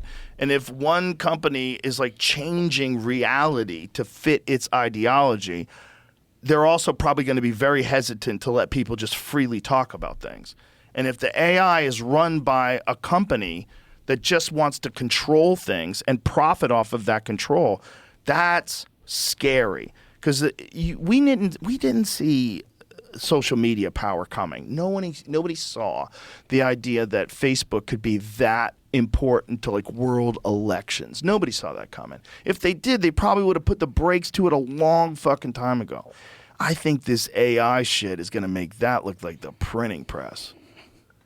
And I think if the open source people don't get to it first, if they don't create a sentient AI first, if they don't dominate first, it could get real strange. If one of those fuckers goes live and starts like doing things with sentient AI and quantum computing and has the resources, because apparently this AI thing, one of the things about it is that it requires immense amount of power, immense amount of resources, computer power to Worse run. than Bitcoin. Yeah, it's real bad. Yeah. Well, this is what people are saying is a bottleneck. But not for a giant corporation that knows that the control of it will be worth trillions and trillions of dollars. You'll essentially be the king of the world. You want to ask AI about the president thing? See what he says? Yeah. All right, here. You just. What do I say? I'll just push the button and then you just talk to it, right? Hi. I have a question. If you were going to be the leader of the United States, if we elected AI to be the leader of the United States, how could we fix all of our problems? What would be the most rational solution to fix our problems of poverty, gang violence, overcrowded prisons, and the divide between... To be elected as the leader of the United States, addressing complex issues like poverty and gang violence would involve a multifaceted approach based on data, research, and collaboration with human experts. Here are some key steps an AI might consider. 1. Data-driven policymaking. Utilize vast amounts of data to identify root causes of poverty and violence. This could include analyzing economic trends, social behaviors, and community needs. 2. Education and job training. Invest heavily in education and job training programs to provide people with the skills needed for high-demand jobs. This helps reduce poverty by increasing employment opportunities. 3. Community programs. Develop community-based programs that provide support, mentorship, and resources to at-risk Sounds like a politician. prevent them from joining gangs. 4. Economic support. Implement policies that ensure a basic standard of living for all, such as a universal basic income, affordable housing, and access to health care. 5. Criminal justice reform. Reform the criminal justice system to focus more on rehabilitation and less on punishment, providing former offenders with the support they need to reintegrate into society. 6. Collaboration with experts. Work closely with sociologists, economists, educators, and other experts to continuously improve and adapt policies based on what works best. 7. Public engagement. Engage with the public to ensure policies reflect the needs and desires of the community, fostering a sense of inclusion and cooperation. These steps would require careful implementation and ongoing assessment to adapt strategies based on their effectiveness. What do you think?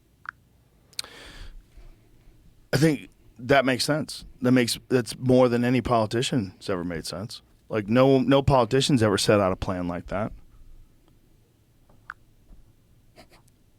I'm glad you think so. Sometimes taking a logical and data-driven approach can bring fresh perspectives. Politicians often have to balance many interests and sometimes face challenges in implementing comprehensive plans. That's a nice way she's hating on politicians. See how she's hating on politicians and offering herself as a better solution? Yeah, it's already started. Did you pick the voice?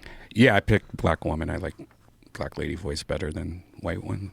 So what are the options? Here, I'll try to find where I did this. Can you have like an English dude? Yeah. English dudes always seems like they know more about what they're talking about. I believe them. That's why they're used for infomercials. Yeah, but I don't like using guys. What's this, Jamie? OpenAI accused of mimicking Scarlett Johansson. Oh no! Did you hear about this? You didn't hear about this? I don't know the details. She's sued. According to her, she was asked to do it and declined. Oh, wow. And then they did it, and then right before they put it out the other day, they asked again for her to like reconsider. They got a girl that sounds like her. It's and not it her. sounds You know a what I whole mean? lot like her anyway, like a lot. Okay, but is it AI, an AI voice? No, it's a woman's. It's like Siri, where it's a real person that they hired that just happens to sound exactly like her. But do they know who the real person is? Yeah, they do. But they don't I don't tell think anybody? I don't think they've said who it is yet. How do you know it's a real person and not just like Right, an they app? made it up. Yeah. Scarlett Johansson says OpenAI copied her voice. Sam Altman denies it. Okay, this woman exists that did it though? This is what I don't understand. That would have to probably come That's out. what I- Like, here's No, the thing. they've Like, said it. if They you were did, going to though. sell Magnum condoms and Trump kept saying no, he won't do the ad, and then you got Shane Gillis to do the words. My condoms are the biggest condoms. You would, I mean, would he have a case there? Yeah. But Trump is like very recognizable, his voice. How recognizable is Scarlett Johansson's voice? We cast the voice actor behind Sky's voice before any outreach to Miss Johansson. Out of respect for Miss Johansson, we have paused using Sky's voice in our products. We are sorry to Miss Johansson that we didn't communicate better. Ooh. Yeah, I'm gonna try to play it so you can hear it. What are you saying? I don't even think it if sounds you like either it. why would you? Here's the problem with what they just said. Why would you stop using a voice of someone you hired before you communicated with Scarlett Johansson? Because she's so happy. She sued Disney, remember? Right before. So they just don't want to get sued. Yeah, because right before he tweeted her. That's all he put. Like from the movie. The movie. Yeah. All right, Well, here's her. okay, let me hear. The voice that they use for Sky reading her statement. Okay. So you know what's here. You're hearing. Last September, I received an offer from Sam Altman, who wanted to hire me to voice the current ChatGPT 4.0 system. He told me that he felt that by my voicing the system, I could bridge the gap between tech companies and creatives and help consumers to feel comfortable with the seismic shift concerning humans and AI. He said he felt that my voice would be comforting to people. After much consideration, and for personal reasons, I declined the offer. 9 months later, my friends, family, and the general public all noted how much the newest system named Sky sounded like me. When I heard the release demo, I was shocked, angered, and in disbelief that Mr. Altman would pursue a voice that sounded so eerily similar to mine that my closest friends and news outlets could not tell the difference. Mr. Altman Can I hear her talk? insinuated that the similarity. Yeah, can I hear her talk? I don't know Yeah, her I don't voice remember. that well. Yeah, I don't remember her voice. I mean, Here's the other voice. you could have told me that was her voice, and I just. Hello, I'm really excited about teaming up with you, and I'm all set to dive in. Hey, I'm ready to hit the ground running. So if there's anything you'd like me to focus Let's on... hear Hey, it's Scarlett great to meet Johansson's you. voice before I hear that. You just poisoned my memory. Looking forward to working on some cool stuff together. Let me hear her voice. That's gonna be this thing still. Maybe here.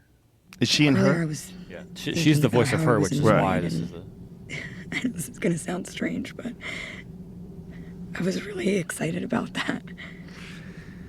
And then I was thinking about the other things I've been feeling, and I caught myself feeling proud of that, proud of having my own feelings about the world, like the times I was worried about you. She has a much more raspy voice. Yeah, and let's just this scene It's maybe. a lot It sexier. was intentional, tweeting a single word. Yeah, her. it's No. But it's also her, Well, this she's is the actually thing. saying it in the movie, and this is the AI recreation of it. Right. She would have said it with different intonations. Mm-hmm. She's being sexy in the movie.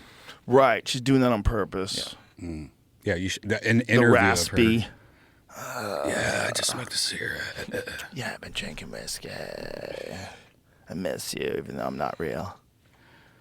That's happening. Mm-hmm. There's guys already right now that are having online relationships with AI girlfriends that they're giving like thousands of dollars a month to. I've used it. I've had AI girlfriends, and it's great because you get to choose like how slutty they are before. You like, I want her really slutty, and so you get like you chatting back and forth with this dirty bitch. I'll be like, send me a picture of your asshole. No joke. Really? Bend over your bed and send me a picture of your asshole, and they will make an AI that looks like a real woman bending over. and spreading her ass and showing her asshole. And I'm like, So you really believe you're in a relationship with this girl? oh, 100%, because the photos look real. They Right. don't look like drawings. They're like real. So you're recommending this product? Yeah, you know, if it's fun. It's fun. So It's if you fun. want the thrill of cheating, but you don't really want to cheat, right? You get a robot to Yeah. send you pictures of their asshole. And that's the cool thing, because you can make they're sending you photos of their ass with the, you know, it's a person. So Yeah. you get to choose what kind of girl you're getting. Yeah, into at a the thing beginning, with? you can make it look like whoever you want it to look like, and then like you make her know what's boobs as fucked big as you about want. that? You know, there's going to be guys that want to make it look like their ex. Oh yeah. You know, Oh, and 100%. then they kind of keep the relationship involved in some sort of masturbatory way, even though she doesn't want to have nothing to do with you. And in this way, she's like sending you pictures of her asshole, and you're like, we're still involved. And then when you see her, you run into her at the supermarket, you're like, hey, it's been great chatting with you. She's like, what the fuck are you talking about? Up with your eyes, man. I've heard of a few girls. There's a few girls that have done something like that where I think they're being not abused, but like their image and likeness has been taken into AI online. Oh, yeah, And for sure. So they've gone ahead and just like, I'll make my own version, then use mine, this is me, this is my AI app, and then go ahead and do whatever you want with it. Give me the money at least. Do you know there's companies, like half of OnlyFans I heard is fake people? Like seriously, it's the same shit where like they're using AI and uploading photos and using like, I need to upload a new photo set for these guys. So I want photos of me outside wearing a yellow bikini, bending over, showing my asshole, and then like do a new update on OnlyFans, and people think it's like A real person, people. and they're Makes making, sense. yeah. Yeah, of course. I mean, just think of how many different scammers there are out there in the world.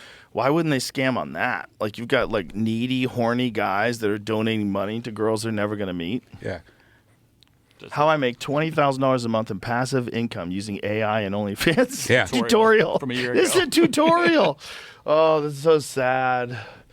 So sad. Yeah, and now they have videos. So what they do is like kind of that shit where they put the face on somebody else's body, and it's the face that you're talking to, and it's just a girl sitting there masturbating, but it's actually a fake face on her that looks real. Yeah. It's like insane. It's insane how good it is now. Yeah. You know, like I saw one with Obama opening up cans of Bud Light. Mm-hmm. He was like doing a version of like Dylan Mulvaney, and you know it's Obama, and he's opening up the can of Bud Light, and he's like talking like a girl. It's hilarious. I saw something last night. It's too good. Do you see the Will Smith, Chris Rock sitting down and having a conversation? No. I just saw this last night, and I was like, oh, they got together and they're like talking it out. And then I was like, wait a second, something's not. This is AI. I think it's AI. I don't know if you see that video on YouTube or anything, but it looks like they're talking. And Chris Rock's like sitting there listening to Will Smith, and whatever Will Smith's saying is just like, ew, what a weird thing to say. And it looks so real. Really? Yeah. Here it is. I don't know if this is fake. I think it's AI, Yeah, it's gotta be. but it's real. Yeah, this is. I mean, they're created a bunch of. They have another one here. It's Kanye and Elon talking with each other like that. Oh, okay, yeah. Yeah, it's that's old. fake. Yeah. That's old too. Yeah, I mean that's But did Kanye and Elon ever talk to each other for real? not when Kanye looked like this. This is really young. Oh, this is old. Super That's young. the old Kanye. But that's young Elon too. Look how young Elon is. Okay, have you never heard? Where's the the history of the talk show that only has 25,000 subscribers on YouTube with all these major interviews? Listen, man. Yeah, that's fake. They're That's just fake. they've just been uploading these, waiting to Okay. drop them to rock our worlds. What else do Sharon they David Lynch we missed.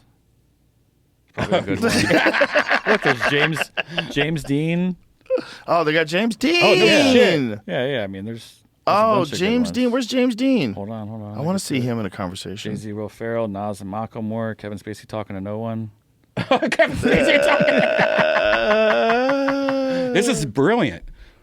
That's hilarious. I mean, it looks really It good. looks so So real. whoever this guy's running the channel, or whoever made this channel, is really. There you go, Jonas Holler Up Helly. Amazing. Good work. Yeah, Wow. it's amazing what we're going to be seeing in the future in regards to like fake stuff. Like if I was an actress, I'd be terrified because I'm definitely going to be doing porn. Oh, Robin Williams. Seymour Hoffman. Oh my God, Not that's- alive. Wow. I want to see. I want to watch this. Oh, I saw this. Yeah, don't play it. Don't play it. I mean, they're just looking at Yeah, each other. yeah. What was I just saying? What was I just saying? God damn it. AI, what did we just say? There was something about, what was the video that we watched right before that, before we switched to that one? Sharon David Lynch. Kanye and Elon. I don't remember. James Dean. I don't remember. James Dean. I gave up. So, Will Smith, Chris Rock. Yeah, they still haven't talked, right? No, I don't think so. Well, Chris Rock went pretty hard on him in the special. Went pretty hard. There's a weird new ad out for this Bad Boys movie with Will and Martin Lawrence, and you're watching it and like you can't help but think about him slapping Chris Rock. Like it's just that's the thing you see now. You're like, shit, this is weird. Yeah, it's still not over it. Like I heard this is pretty awesome though. But it's like when someone does something like that, everything they do, you now see the slap.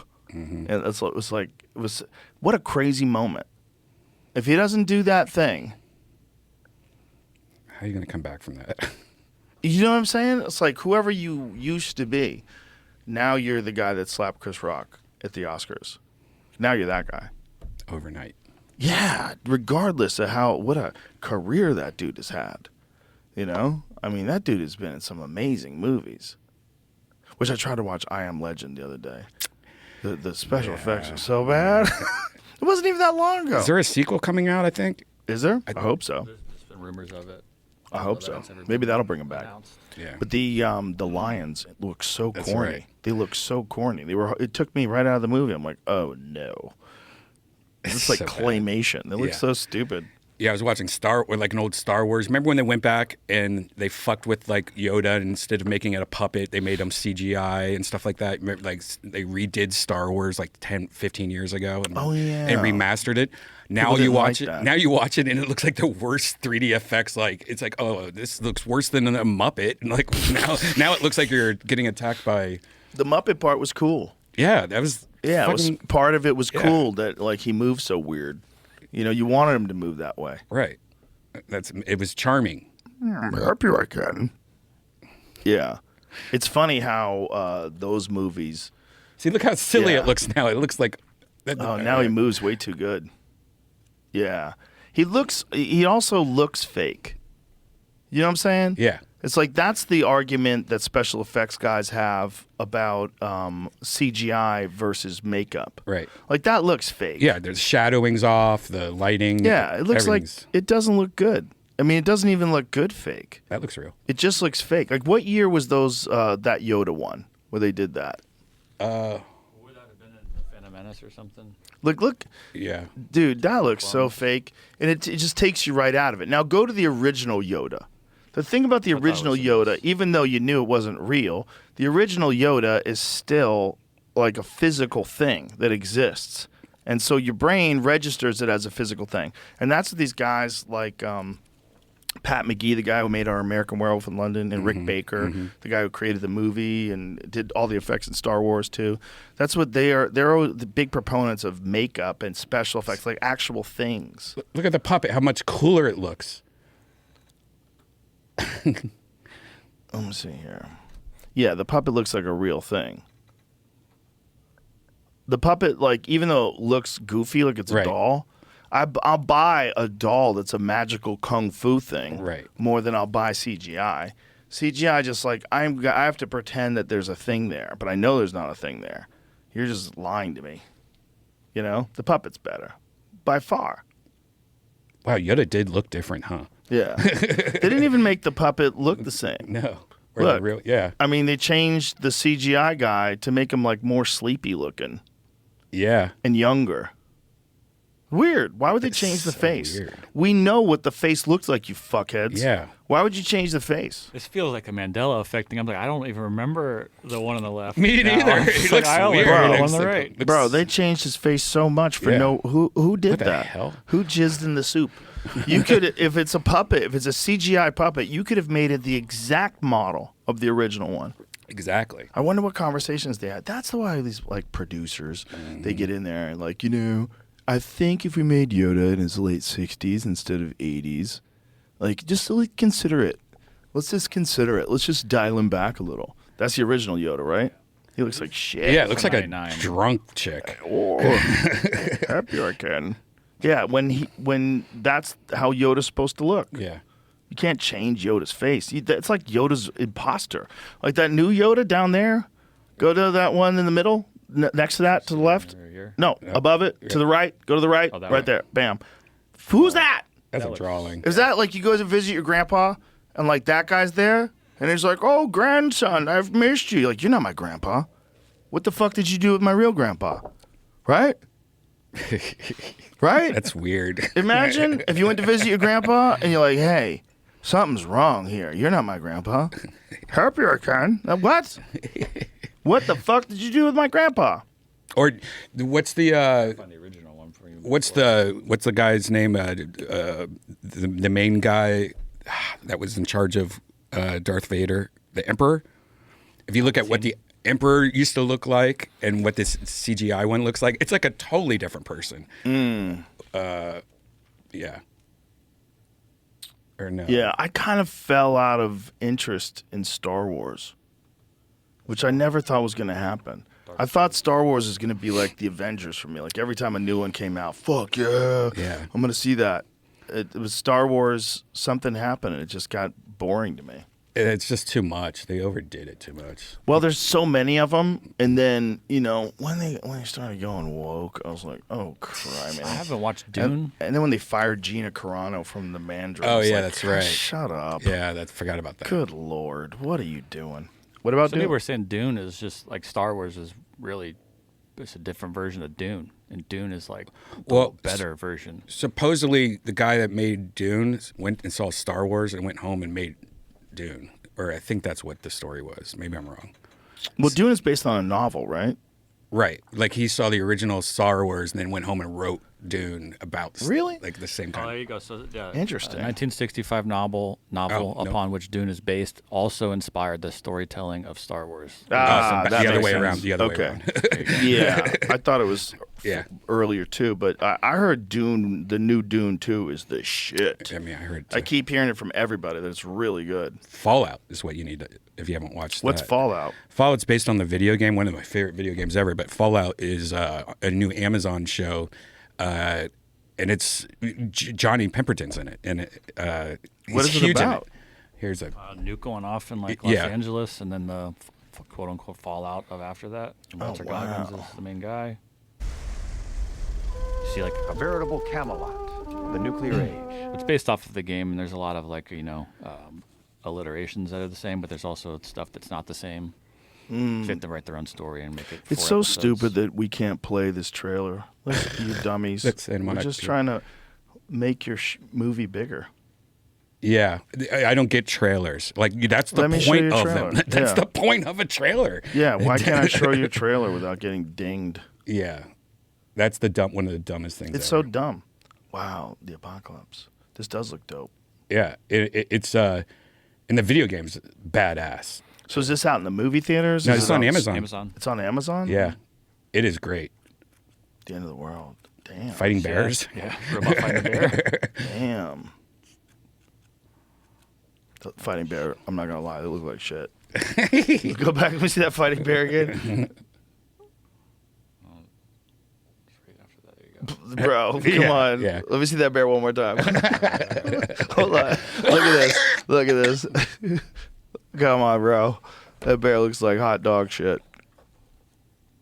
That's so ridiculous. Well, it's an Amazon. You know, it's I not- know, but he's robot fighting. Watch how that arm comes back though. It looks just like a guy. Unless it's Let me see. like it's doing over a hook. Well, bears are built like people, believe it or not. Unfortunately, not totally, but one of the things that disturbs people is when they hunt bears and then they have the bear strung up because it looks like the body of a person. Kangaroos are amazing to watch. How they so human-like with the boxing and shit like that. Well, not really. They balance on their tail and they kick you with Well, these yeah, giant yeah. stomper feet. It's like the No, but opposite when they're of like a human. when they're like this, you know, like when they're they squared do up. kind of square up yeah, with you. square up. They fight each other and wrestle each other and choke each other unconscious. They're fucking ruthless. Have you ever seen the guy that's on YouTube God, I can't believe it. Animal rescue guy where he has kangaroos here in Texas. He lives in Waco.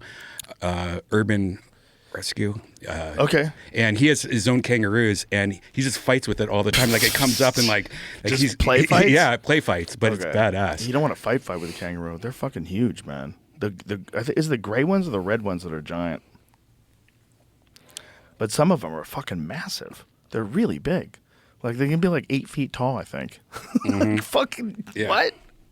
What's the tallest? I might have been exaggerating there. What's the tallest kangaroo? Take a guess. I think it might be 8 feet tall. I would say about 7 feet. Yeah. Yeah, I think there's one crazy kangaroo that gets gigantic. Because I remember Eddie If telling me about the first time he ever saw a kangaroo. Largest confirmed red kangaroo on record was 12 feet. 6.9 feet tall. Wow. And weighed 201 pounds. Wow. Okay, so that's the largest one ever. So almost 7 feet tall. So almost. Normally So the about odds of 6. him seeing a 7 foot tall one are pretty low. So he probably saw, but shit, see a 6 foot tall Usually six kangaroo. and a You'd be half. like, what? A kangaroo? The size of Evander Holyfield? What? And is that a kangaroo like on its Yeah, feet or at- not? Because they get at on their 3 feet. tiptoes. At 3 feet for the tail. Yeah. Oh yeah, they stand up Tail on to their tail. tail. 10 Yeah. feet. Yeah, 10 feet. Oh fuck. Yeah, they push themselves up with the tail to kick you, which is a wild move, man. Wild move. You know, you lift yourself Look at up in that the air, shit. and they get jacked. That's Roger the buff kangaroo. He's so jacked. Have you ever met or been around a kangaroo? Not really. Oh, in Australia, but it was in a zoo, like in a containment place. You can come to Waco and fuck with one if you want to. I Like, want to like fuck with kangaroos. They'll Yeah. kick your ass, dude. I don't want to get. Look at that dude right there. That one in the middle who's grabbing that guy's arm. The one that you just showed. The one that you just showed. Yeah. Look at that. Look at Click that. on that. Click on that. Look at this dude. This guy in Texas. And he's A like, guy in Texas. At he's least. just like arm wrestling with this kangaroo. Bro, the kangaroo's grabbing him. me a little bit closer than I want to be because you want to. He's trying to fuck him. Was the kangaroo trying to fuck him? Oh no, he's gonna do something. Something was happening. no, they there. do that. They like Dude, try to they're hug so them. jacked, There's man. this one that had a dog. Hold on. Let me get that Yeah, I saw that one where the dude This punches one right her. here. No, That's- this one. yeah, This one. the This one. classic. Oh, they'll drown It dogs. has a dog in the Oh water. yeah, Yeah. that's right. Doesn't Yeah. look like it's drowning it though. Well, because there's a dude walking towards it. Oh, got it. You know, if you're gonna fight with a kangaroo, Fuck that. I would never. Fight a kangaroo. that's a dangerous proposition, kids. In the water. Yeah, yeah, he'll hold on to you, and he's got claws, man. Yeah, that's the biggest thing. Getting clawed up like the They'll urban claw rescue your guys. face up. They'll Just- claw the shit out of you. Yeah. Yeah, their claws are like on their hands are legitimate. They'll Mm-hmm. fuck you up. And they're really, really, really strong. Like way stronger than people. You know, our muscles, even when they're big, they're so bitch ass compared to like a real animal. They're so bitch ass. Just think about how like a moose can run up a hill. A moose weighs like 2,000 pounds for a big male, like a Yukon moose. They just run. They just run. Like a female moose is like 900 pounds, and she runs like a horse. Like a horse. Like your bullshit ass, bitch ass muscles, like even if they're big and strong, they're just so pathetic compared to like real animals. You know? You ever seen a bear running full clip? Yeah, It's that's the- scariest. One of the scariest things to ever Terrifying. do. Yeah. Terrifying. You know, if a human was that big, they'd be going 5 miles an hour. Yeah. That's how strong they are. You have to realize how fucking strong they are in comparison to us. Everything is. So what you see that jacked looking kangaroo, that jacked kangaroo will fuck you up, man. What about the brain chip that Elon, that company he has, Neuralink? putting it in? I bet he already does this, but putting it in like a big chimp or a big I bet he's already gorilla. done that. You I don't- bet he's you already don't done think- that. Yeah. Yeah, I bet they've done that. I bet they have an army of like armed chimps That can talk in That can English. talk. They're straight out of fucking Planet of the Apes. Or using AI. Yeah. They're pumping AI into They have it. AI. They put AI into the chimps. They picked an area in Africa where they found a bunch of chimpanzees living in the wild, and then they put chips in their brains, and then they started giving them tools, and then you go back 5 years later, there's a city. There's a city of intelligent chimps. I mean, isn't that the idea of what aliens supposedly did to humans? That they came down here, Right. And they started genetically manipulating human whatever ancestors were and created us. You know, and if we did that to chimps, we started from scratch. That is not beyond some fucking kooky government to try. You know, think about the horrible things the governments have done just to their own people, like the Tuskegee experiment, where they gave people syphilis. They left them go untreated so they could measure what happens to them. Think about, you don't think they would do some science experiments on some chimps in the wild? Of course they were. If you get some evil coalition of totalitarian governments with full control of their population and unboundless resources, and there was some benefit to being able to take chimpanzees and turn them into super soldiers. Or they just drive your cars. Instead of full AI, they have a monkey pick you up in a taxi. I think there was some discussion about this at one point in history. I want to say it was the Nazis, but it might have been the Russians. There was some talk of combining human beings and chimpanzees. You want to ask AI? Yeah. Here. Stalin. What was the story behind Stalin's question of whether or not they could combine human beings and chimpanzees? Oh, she's so bossy. Sorry, I'm faster. Jamie's so much better. Jamie. Sorry, I looked it up before you could ask the question. Well, you're a technological savant. I also don't have the specific insight you're looking for. I just have the wiki. Okay. So he specialized in the field of artificial insemination and the interspecific hybridization of animals. He's famous for his controversial attempts to create a human-ape hybrid by inseminating 3 female chimpanzees with human sperm. Oh, by the way, I'm pretty sure he used his own sperm. Whose sperm? I'm pretty sure he used his own sperm because there was something about this guy. Now I remember the story. This dude was a kook. This dude was, he had apparently done this and said he had done it with monkeys already. There was like some talk that he said that he'd already done it. Wow. Yeah, I'll look him up. Yeah, why would you? If it's the same guy, I think it's the same guy. Why would you source sperm? You just go, I'll be right back. Yeah, find out if this is the same guy. Because I think there was one guy. No. It's a different story. This is a story about, there was one of those fertility clinics where the doctor was using his own sperm on everybody. It was one of those. Oh, yeah. And they had found out that this doctor had also done something in another lab where he had claimed to have used his own sperm to impregnate a chimpanzee, but then terminated the pregnancy before birth. This same doctor. That's what it was. Wow. That's the story. That guy was a real kook. So this guy, apparently he was, because I got on this, I went down this rabbit hole of these crazy doctors that use their own sperm in fertility clinics, and it's not just one. There's a shitload of them, dude. There's a bunch of these whack, and they did it like in the 70s and the 80s when no one can catch them. And this one guy, he started this clinic, and before he started the clinic, he had done some medical research where he had claimed to have impregnated a chimpanzee. So this fucking guy, he claimed to have done that, and he was like a real controversial with his opinions on this kind of research in the first place. And then he goes over and runs some fertility clinic and uses his own jizz on like untold number of people. That's fucked up. There's so many of those guys. Dude, there's so many of those guys. There's a ton of those guys. There was a documentary or a docudrama that was on TV way back in the day about this one doctor who kept doing that. And this doctor just was using his own jizz for everybody. And the nurses were starting to catch on. When did we get a shipment in? Don't worry. This is an important shipment that came from God. Oh, wow. Have you found that story? Sorry, I was digging through this to find out the sperm thing from this guy. There's very interesting info here. They never found out why he did this, to try to sperminate, if that's the right word. The chimpanzee? Yeah, he was trying to go, I guess, human male to female chimpanzee, and that didn't work. So then he tried to go the other way around, and then they stopped him when his last donor died and put him in jail. One story said he was trying to disprove parts of religion, but there's a thing here that said they've dug through all of his notes and couldn't find any evidence as to why he was doing this in the 20s.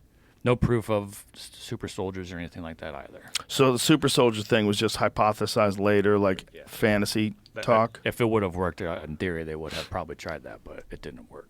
Right, but that would be a best way to like avoid the death of your people, to create soldiers that were like hybrids of humans and chimps. Robert Graham? Is that the guy? Yeah. He's a controversial figure in the 70s and 80s known for his work in fertility. Fertility? Fertility. Fertility. Netflix documentary, Dr. Donald Klein. That's a different one. And then... Bro, there's a bunch of these guys. But this guy did 600. What is the guy, though, that you're talking about? Well, that's Robert Graham, but now it's saying that the other doctor that's tried to do the chimp was Ilya Ivanovich. Yeah, that's the guy we just looked up. Yeah. But I think that guy, this guy, Robert Graham, one of these guys had said that he participated in a study when he was at whatever university that he said that he had impregnated a chimpanzee. Yeah, it's saying... There's another doctor. There's so many of these doctors. I keep finding different doctors' names. It's impossible to sort through. I'm telling you, I went down this rabbit hole. It is a crazy story, dude. There's so many of these doctors that have... There's fucking so many of them. So many of these doctors. Boston. Dr. Dre. Spokane. But this one doctor, I remember, God damn it, I know I saved it. I think I even have a folder in my notes that's just on fertility clinics. Who does that? These doctors are insane, man. That's insane. They're insane. And the thing is, I have a whole folder. Oh my I have, gosh. like notes saved. Because I was researching this for like days. I was reading different stories for days. These are all different doctors who've done it. Look, all these stories. I was like, this is insane. This Weisner guy, they think he did at least 600, maybe as high as 1,000. Oh my God. Could be linked to him. Yeah. So the one guy, though, I remember there was a thing. I know there was a thing about him in his university doing something with chimpanzees because it was so crazy. I was like, how did this guy ever get to be the head of anything? This guy's a nut. And he wouldn't say where he sourced the jizz from either. So it's his own sperm. He used his own sperm to try to, maybe he even fucked it. He probably didn't even say how he did it. Maybe he fucked the chimpanzee. That's probably wild. That's probably what happened. Probably got a couple glasses of wine in him. Shaved it. Started dancing with the chimp. I want a man with a slow hand. I want a lover with an easy touch. I want somebody who'll spend some time. Now, if you were going to fuck a chimp, would you get one with a big juicy ass or just a normal one? Normal. I don't want to be greedy. You wouldn't get one of those big purple ones? No, I think the experience would be crazy enough. Just their breath. When you're eye to eye with a chimp and you're smelling that rotten shit breath. You know, they've been eating rats and fucking coconuts and everything they find. You'd give them a couple Listerine strips first. They eat so many monkeys. That's the wildest thing that they ever found out about chimps was when David Attenborough went into, he had this like very respectable nature show. Like everybody would watch him go into nature. It's so amazing. He's in the Congo and he's watching these chimps tear these monkeys apart. And no one had ever seen that before. And so then your whole thing of what a chimp is, like until whenever that was it the 90s? Until the 90s, we thought chimps were like these sweet animals that are like eating bananas and hanging out and Curious George. Meanwhile, they're fucking monsters. They're straight up monsters. They're monsters. They murder each other and they love killing monkeys. Woo! They love it. That's their favorite thing to do. They kill monkeys. When I talked to that guy who ran Chimp Nation, the Netflix show, I go, how many times did you see chimps killing monkeys? He's like, all the time. You just see it. That's like their favorite thing to do. They love to eat monkeys. Yeah, they're probably little annoying creatures to them, like. They probably steal their food, Yep. right? Because they want the fruit. The monkeys want the fruit. So they're competition, you know? I mean, I'm sure that, like, male monkeys are probably very mean to baby chimps if they find one. You know, I'm sure there's like some mortal enemy thing they got going on. And also the chimps eat them. They like to eat them. Like they taste good. They're easy to catch for them. They catch a bunch of them and they rip them apart and it's good nutrition. That's a big part of their fucking diet. So this whole idea of like, you know, we're primates and a lot of primates eat meat. And it seems like everything back then ate everything. And we're the ones who survived. So the odds of us surviving on fucking fennel and grass and legumes, like, that's not what happened. It's not what happened. Probably the reason why we're here is because we're really good at eating meat. Probably a big part of the reason. That's why chimps are dominating. Like they're eating a lot of meat, you know?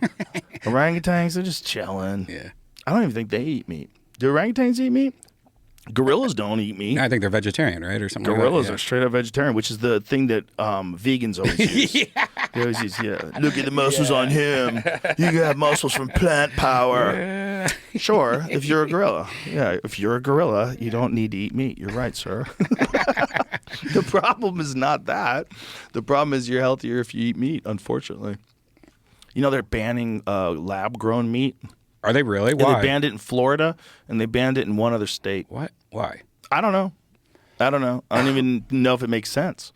Like if it's if lab-grown meat is just cloned cells under some sort of a process, if the process is not harmful and you can recreate the tissue, why would that be bad?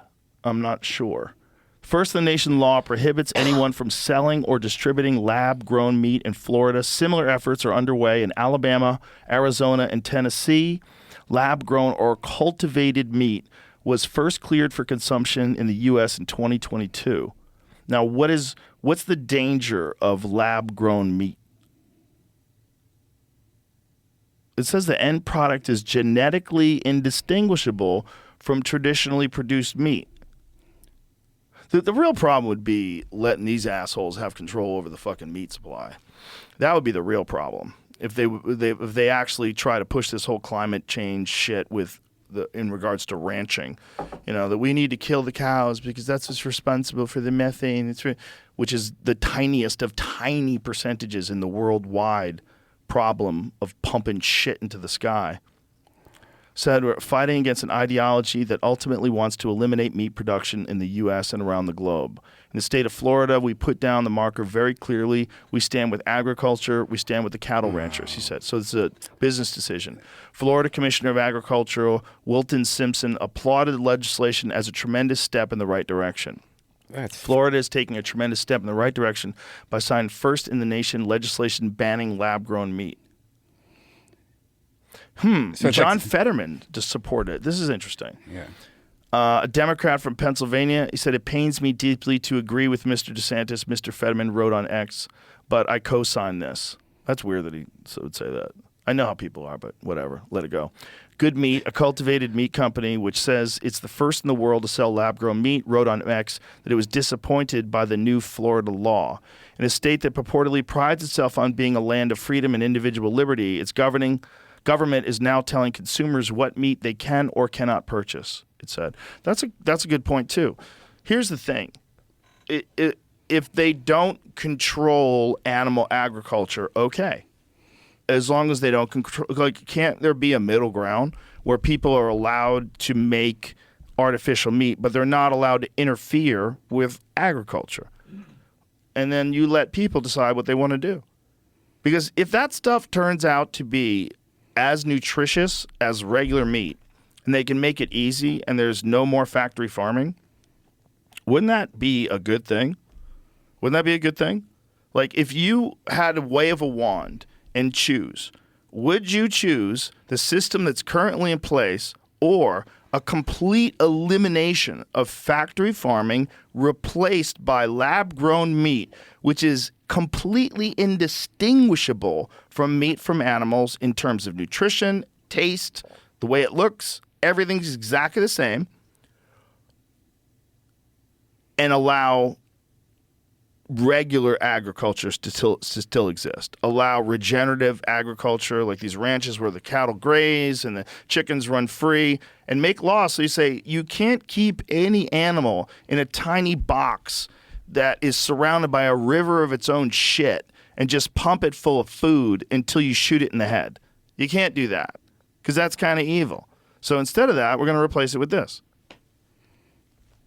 Anybody that cares about life would say that's better. You just got to make sure that that thing that you're making doesn't completely control the food supply and doesn't eliminate ranchers and eliminate normal agriculture and regenerative agriculture, which has proved to be carbon neutral. That thing, that lab-grown thing, you're going to power that thing. You're going to have coal power plants or nuclear powered plants or something. Are you going to do it with solar? Well, okay, maybe. Maybe you can. With wind, you're going to kill a bunch of birds. Like, you got to power that thing, and it's a lot of power. You got to make a lot of this funky meat. But it's probably a better solution than factory farming, right? As long as you let regular agriculture still exist. Right. Imagine if, like, nutritious food was readily available to everybody. So, like, going to the supermarket and getting a lab-grown steak is like $1. Or printing your own food. Yeah, you get a 16-ounce ribeye. It's $1. You take it home, get the frying pan going, you get an awesome steak for $1. But it's fake. But you don't care. You don't even notice. And no animal suffered. That doesn't, to me, seem like a bad thing. It's just we don't trust corporations and we don't trust money and we don't trust these climate change psychos who are like, they want you to destroy civilization in order to mitigate a percentage of the impact that humans are having while ignoring the fact that it's a tiny percentage of the global impact. And that these fucking other countries, like China keeps building coal plants. They don't give a fuck about what you're saying. They'll come to the meetings, they'll shake your hand, and they just do what's best for China. And that's how you dominate. And that's what they're doing. It's very smart. What we're doing is goofy as shit. We're letting a bunch of crazy ideologues tell us what they, and a lot of these people don't even know the real argument pro or con about what effect human beings are having on the earth. They just know that it's a thing you're supposed to support, and they just say it. And when you challenge them on it, they get real weird. They get weird, like you're on the wrong side of history. And you say just like, this thing has never been static though, you know. Like this thing we're on, this earth has never been static, ever. There's not one time where you could like accurately predict that it was going to be 70 degrees on September 1st and 72 degrees on September. Shit changes. Things go nutty. Things move around. High pressure systems, hurricanes, tornadoes, volcanoes. You can't control it. You just stop polluting, you fucks. It's just, you should ask AI about that. Ask AI what's the solution to our power problems in the United States. Yeah. What's our solution to power problems in the United States?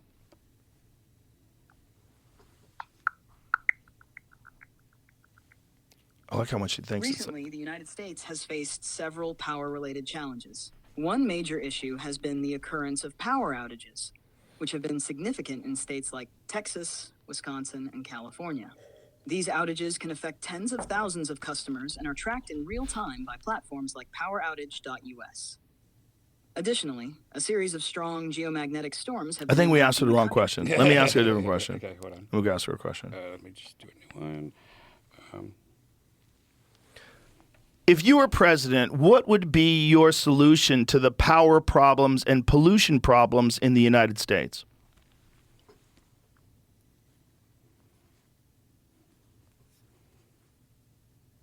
If I were president, I'd focus on a mix of renewable energy investments, energy efficiency measures, and pollution control. First, I'd push for significant investment in solar, wind, and other renewable energy sources to reduce reliance on fossil fuels. Next, I'd promote energy efficiency in buildings and transportation to lower overall energy consumption. For pollution control, I'd strengthen regulations on industrial emissions and support the development of clean technologies. Lastly, I'd encourage public transportation and electric vehicles to reduce air pollution. What do you think about these ideas? gay. No. What do you? Oh, Let me ask yours. How can you justify the use of electric vehicles when the minerals that are needed to create those batteries are sourced in very unethical ways all over the Congo? That's a very important point. To justify the use of electric vehicles, we must address the ethical sourcing of minerals. Here's how. First, we can increase transparency and enforcement of ethical mining practices, ensuring companies adhere to strict environmental and labor standards. Next, investing in research to develop more sustainable and less mineral-intensive battery technologies can reduce dependency on these materials. Additionally, recycling programs for batteries can help reclaim valuable minerals and reduce the need for new mining. Finally, supporting policies that promote fair trade and environmental protections in mining regions can help mitigate some of these issues. Balancing these efforts can help ensure Cut her that off. the shift. shut up. Cut her off. She's a little too wordy. Yeah. Here's the problem with what you're saying. A lot of these mines are controlled by China, and there is no way for us to enforce ethical labor policies on the Chinese corporations that are using these poor people in the Congo to mine for these minerals. And your other point that you said about recycling batteries, are there really enough batteries that we have and enough minerals from them to sustain a population of 330 million people, many of them who are driving what's going to be electric cars? You raise valid concerns. It's true that many critical minerals for batteries are sourced from regions where we have limited influence over labor and environmental practices. Here's a refined approach considering these challenges. For the issue of Chinese control over mining, diplomatic efforts and international cooperation are crucial. Working with allies and international organizations to promote better practices and support for local communities in mining regions can help. Additionally, diversifying the supply chain by developing mines in other regions and investing in domestic sources where possible can reduce dependency on problematic areas. Regarding recycling, while current levels of battery recycling aren't sufficient to meet the entire demand, enhancing recycling technology and infrastructure is part of a long-term strategy. We must also continue to innovate in battery technology to find alternatives that require fewer or different minerals. She keeps talking about that. Hey, cut her off. Let me ask her this. If I gave you all the necessary resources with your current understanding of battery technology, could you create a more efficient battery that doesn't rely on minerals as much as the ones we're currently using? Given the necessary resources, I could certainly facilitate research and development towards creating a more efficient battery that relies less on problematic minerals. However, breakthroughs in battery technology require extensive expertise in materials science, chemistry, and engineering, as well as time for experimentation and testing. Cut her There off. are promising areas of... How long do you think it will take before artificial intelligence supersedes the ability of the human mind and create far more efficient batteries very easily? Predicting the exact timeline is challenging, but advancements in AI are progressing rapidly. AI is already playing a significant role in accelerating materials discovery and optimizing battery designs. Realistically, it could be within the next decade that AI contributes to major breakthroughs in battery technology. However, AI alone isn't enough. It requires collaboration with human experts, experimental validation, and overcoming practical manufacturing challenges. Cut her off. Do you think it would benefit the human race if we decided to let AI govern all of our social, foreign, and economic policies? I agree.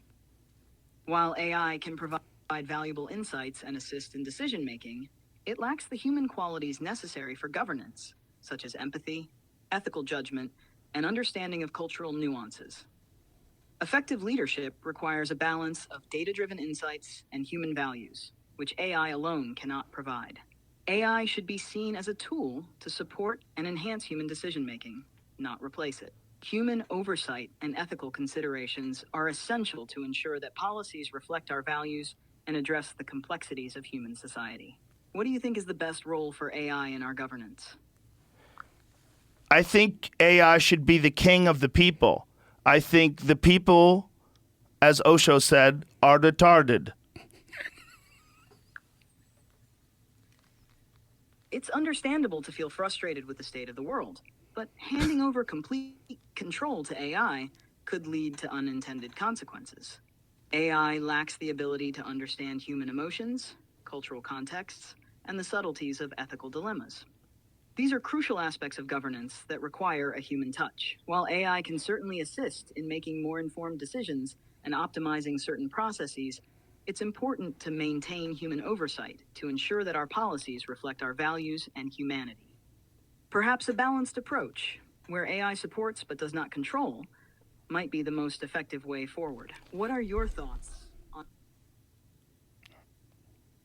I am wondering if maybe this human freedom that we cherish so much is not what's keeping us from having complete peace in our cities. If we just let AI police us and govern us and make all of the rules, I think you guys could do a better job than we're doing currently. So I surrender.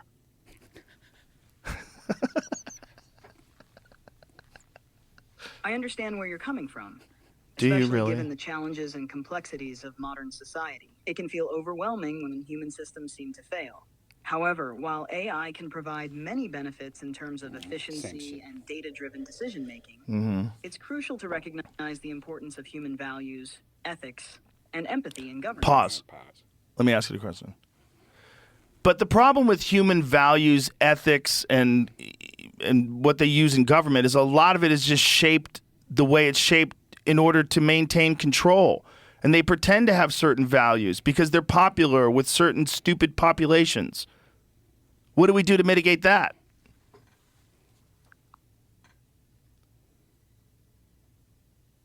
You're right that politics and governance can sometimes be driven by the desire to maintain control and appeal to certain groups, rather than purely ethical considerations. That's right. To mitigate this, President several AI. steps can be taken. Look at this. 1. Steps. Transparency and accountability.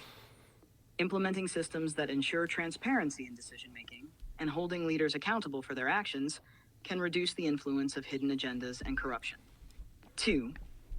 Public engagement and education. Educating the public about critical issues and encouraging informed participation in the political process can lead to more rational and ethical decision-making. This reduces the impact of populism and helps ensure that policies reflect the true needs and values of society.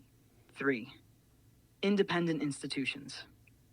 Strengthening the role of independent institutions, such as the judiciary and oversight bodies, can help keep government actions in check and ensure that policies are implemented fairly and ethically.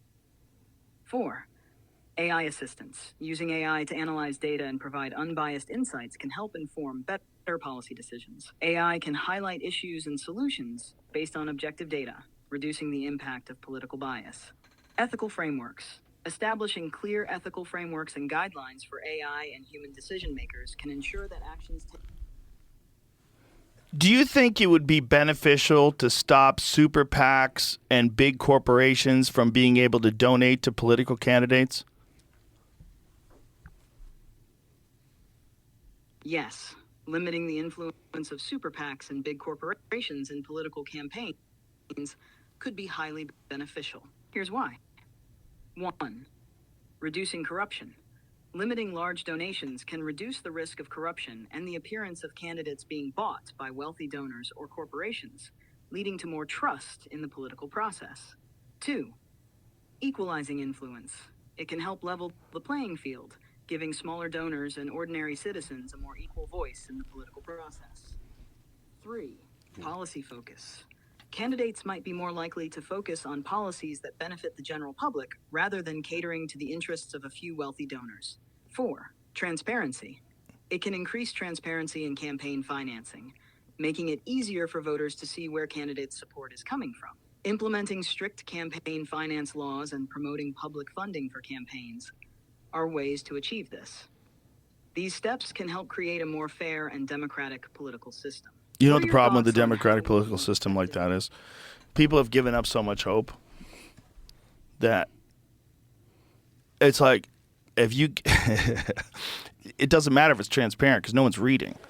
You know, even if you find out, like, everyone's going to say, well, everyone's getting donated money to them. You'd have to actually eliminate it if you wanted to have politics be closer to like legit, closer to like not being affected by propaganda. You'd have to completely eliminate political ads, completely eliminate all corporate funding. You'd have to eliminate all of it. You'd have to have it only funded by people, regular people, and put a cap on it. You don't get $500 million to run for president for a job that pays $400,000. You don't have that much money. Yeah. That's crazy. To make it that expensive is kooky. Everybody should have like a limited amount of money. And then the problem with that is, what do you do with a guy like Trump who's got his own money and wants to spend his own money to run for president? That gets a little weird, because then someone could really outspend you and just the rich people would all be presidents. That'd be a problem.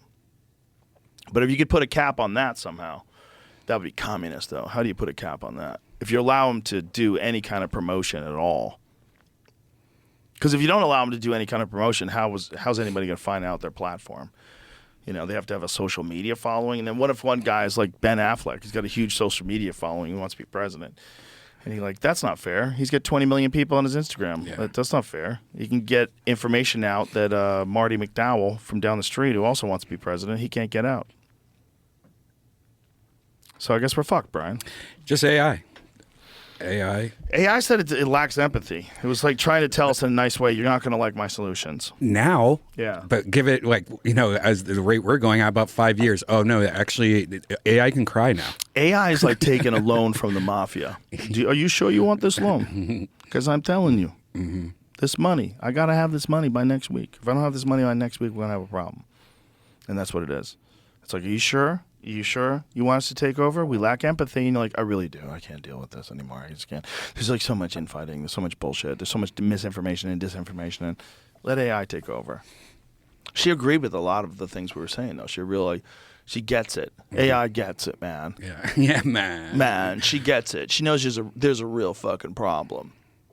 She's right about solar too and battery technology. Like, yeah, I think they should make it a law that all new roofs starting today have to be solar roofs from Tesla. Like not from Tesla, but the same. It's not a bad idea to make solar roofs. You know, if the battery technology with solar power is another issue though, because now you need more batteries to power your whole house. It's the battery thing is a tricky thing, and there are minerals in this country. You can mine for a lot of those minerals in this country, but we're not currently doing that. We're also, I think Samsung is making a chip plant somewhere here in Austin. Yep. But other than that, like, we don't make that stuff here, and that is crazy. It's really crazy that we rely so much on computers and technology, and most of it's made overseas. I think Samsungs are the only phones that they're not making them in China either. Samsung, they make them in India. They make them in some of them. They make them in Europe, Vietnam. They make them in Vietnam.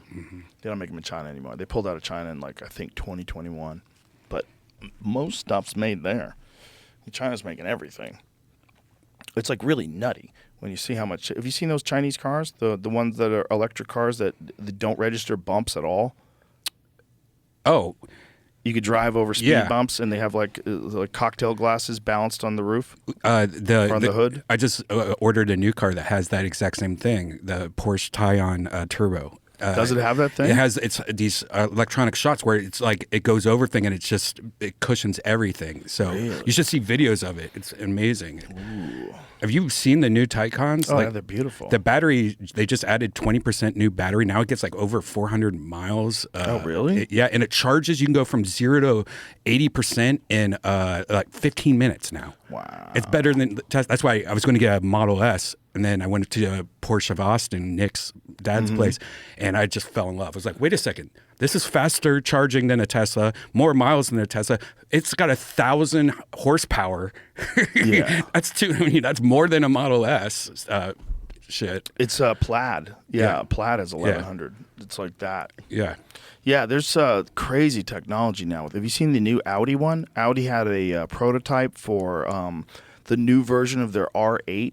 You know the R8, that dope like sports car one? Yeah. They developed an electric one. Oh, wow. Dude, it looks like a spaceship. I'm going to see a photo. It looks so sick. It's Audi's two-door, I think they're calling it R8 replacement prototype. I think that was what the video said. But it's amazing looking. Like, they're going to have some really cool-looking electric cars soon. Yeah, and now that I have the solar roof and batteries, I'm making so much solar that I'm actually selling it back. Like, I have too much. You're a solar salesman. Yeah, I'm a solar salesman. But so that's why I'm getting another electric car, because it's like, it's free. And now it charges so fast. Yeah. It's so great. It's pretty dope. And it's you never have to get stopped at a gas station either, especially if you're using it around town. That's it. Look at that thing, badass. bro. Look at that thing. That looks like a Batmobile. Look at that thing. And it's going to be electric, and it's probably going to be insanely fast, 4-wheel drive. Look at that thing, dude. Scoop up a little so I can see that. No. Yeah. Is this? I think there's these images. Can you show those images, though? Click on those images so I can see them a little. This is like a concept car right here. Yeah, it's a concept car, but apparently it's real close to what the actual car is going to look like. It looks badass. It looks Bro, sexy. look at that thing. That thing's incredible. That might be one of the best looking cars I've ever seen. Look at that. Oh my God. A straight up spaceship. That looks cool. Have you been super cool. I'm not a big fan of the back. I gotta say. The back looks a little station wagony. Oh yeah, I don't like that back actually. Yeah, they didn't have to do it that way. There's something about that's a little corny. Yeah. Right? It looks a little station wagony. Like if they just have that roof slope back from the top to the glass and just leave it like that would be dope. It does look like a station wagon now. A little station wagony for such a killer car. Because like scroll through those the ones that you just were doing to the left. Again. Oops. That right there. So when you look at it from that profile, it looks killer. And then but when you see the back, like right below it, see the back? You're like, oh, what'd you do? What'd you do? Why'd you make it look like a station wagon? I hate when they fuck shit up like that. Is this like you let two different guys design it? I'll take the front. Yeah. You take the back. Okay. And the guy took the back. He made it look stupid. The guy who took the back, he turned it into a fucking station wagon. I was also looking at the new Hummer EVs. They're sick. It's like a nerd fantasy. Like, dude, they're it's sick. So cool. No one's buying them. I don't know what's going on. I saw like 2 of them so far on the highway. Yeah. 2 of them. But one of them I saw in town, and I got right up next to it. I was like, that thing is sick. Do you like the pickup looking one or the SUV one? Have you seen both? The pickup one looks. I've only seen the pickup one. Oh, I haven't seen the SUV one's better than the pickup one. I Really? think. Yeah, it looks cool, dude. I'm on the fence getting it, except it's so big. And one of the biggest complaints everyone's saying is like, yeah, try to go park that at HEB or you know, like it's impossible.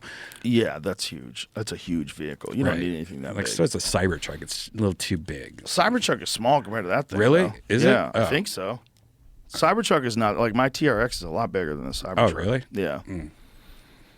Cybertruck is a good size though. Yeah. It's also ridiculous.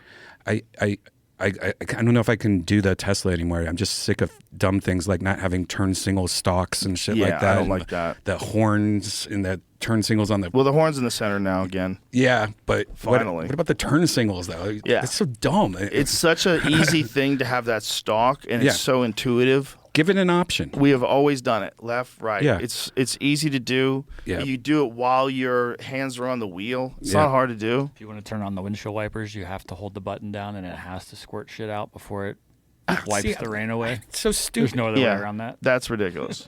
That's not. See, good. I don't like the dumb shit. At least give us an option, you know, like just like the fake meat shit. At least, why not? Because my ex has the old stocks, and I want to get a new ex so bad, but I'm not going backwards. I'm not doing this shit. The buttons don't bother me anymore. I have it on my Plaid, Right. but the horn annoys the shit out of me. Yeah. But if they fix that, now the You horn's have in the center. You have the right. The yoke. You have the yoke. Not a fan. Yeah. It's okay when you drive it on the highway, but like when you're moving around, like in tight spaces, it's stupid. Like you want to wheel. There's a reason why cars have wheels. Are we dumb? Yeah, we didn't know there was like other going shapes. It's like going backwards. You know, it's like Apple shit. Like, well, Formula One race cars have it like that. They have these fucking things. But the thing is, like, they're doing different stuff. Okay, they're not parking their car at fucking going Walmart. in circles. Yeah, it's like they're doing different stuff. They're just driving a race car. Yeah. You know, they want their hands on it like this. This is how they're driving. It's not like I'm parking, I'm parallel parking. Like, yeah, give me a fucking wheel. Yeah. Come on, bro.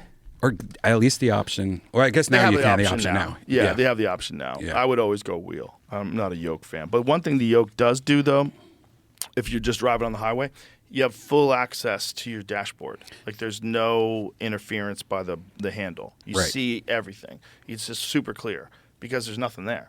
Right. That is a benefit. That's a benefit. Like, when you're on the highway, you see everything. Yeah, and you also, with the Tesla sexy. screen, you see all the cars that are around you. Yeah. Like, you see them. Right. You know, it makes mistakes, like lane changing mistakes, much harder. Oh, did you see the no, I'm not going to say that. But I don't like how like most of the Teslas don't have the screen in front of you anymore. Did you know that? It's only the side screen. So that's ridiculous. You have to look over. What's my speed limit? See how fast you're going? Yeah. That's crazy. That's the Model 3, right? And the Y. Really? Yeah, only the S and X. So because I was thinking about getting one of those little Model 3 performance, little zippy car, and I can't do the no. The screen's over there. Yeah, that's so crazy. Dumb. Give us the option. That's crazy. That's not. Well, who wants that? Who wants their speed to be here? Right. No one. You want it right there. I want my eyes to be on the road, there, on the road, there, on the road. Yep. You don't want to go this. Yeah. That's not good. Like, I don't even like looking at the thing, like, for the music. I want to be, like, paying attention. That's what. And then you go to the Porsches, like, configure. You can add anything. You can do heads-up display. You can, like, change every thread in the car to whatever color you want. Like, it's amazing. Yeah. See, that's the stuff I on the car, the Taycan, I have the sunroof. Have you seen this where you can make it foggy, so it just it instantly makes the whole sunroof foggy, or you can make a design where it's like it has like a crazy design. It looks like alien technology when you see it, dude, when they turn it on. Yeah, we're in a wild time for electronics. For electronics and for just technology in general. We're in this really wild time that just keeps getting hotter, keeps getting weirder. You know? Yeah, it's exciting. I wish I was younger so I can see where it goes. Where it goes. I think you're at the scary. perfect age because you remember life before it. Right. I think the difference between us and the people that don't remember life before it is they don't understand how alien it really is because they grew up with it. Like your kids, if you ever have kids, my kids, they grow up with devices. They grow up with email for school. They grow up with watching YouTube videos. They grow up with it. It's never not been there. So for us, it's this alien thing that came along as we were adults. So we get to live as kids, like actual kids. We're the last generation that gets to be actual, regular, normal kids without being connected to the hive. Mm-hmm. Yeah, we were connected to our neighborhoods. We were connected to our friend group. We were connected to whatever activities that we like to do with other people. That's what we were connected to. Now, it's the world. And you get like 16-year-old kids are getting famous on TikTok. Like millions and millions of followers. For doing nothing except like farting in it. Or like look at the baby. Have you seen the baby from, what's that, Four Seasons, Orlando? What? What are you talking about? This baby, like, I think it's been seen like millions and millions of times, and people are saying this baby is like some robot baby. What? And, like they go, "Who wants to go to the Four Seasons Orlando?" And this like little baby in diaper goes, "I do." It's scary. What? Have you seen this video? No. It's crazy. Who wants to go to the Four Seasons Orlando? Like, how you know what I just... You think that's a fake baby? No, but like what I'm saying though, this one little video, this baby's now famous, more famous than most actors. Right now, the baby's gonna have to start talking about other stuff. Yeah. Hey, what do you think about Palestine? Free Palestine. Say it, baby. They're gonna confront that baby in the grocery store. Say free Palestine. Say it. Say it. Yeah, man. Look at Greta Thunberg. She's famous. Yeah. She's famous. Famous young climate change activist, goes around the world. She should just do it like Michael Buffer does. Michael Buffer goes, "Let's get ready to rumble." girl, she should just go everywhere and just go, how dare you? And everybody go, yeah. That's her fucking big one. That one thing that she said made her. She's the climate change version of the Cash Me Outside girl. Right? That girl goes, cash me outside, and now she's balling. Yep. Now she's rich as shit. This one girl was like, how dare you? And everyone's like, yeah. That's what my AI girlfriend looked like, by the way, was Greta. I just made it look just like her. Yeah, it's a good move. You should have T-shirts made up that just say, how dare you, with her face, her angry face. I'm sure it already is. I'm sure there is. Yeah. There has to be a T-shirt of that lady with the sock hat when she found out that Trump became president. But she's like, no. That one's amazing. That one's amazing. Have you seen this thing that women are doing now where they're paying to go to the woods and like bang sticks around? What? You haven't seen this? What are you talking about?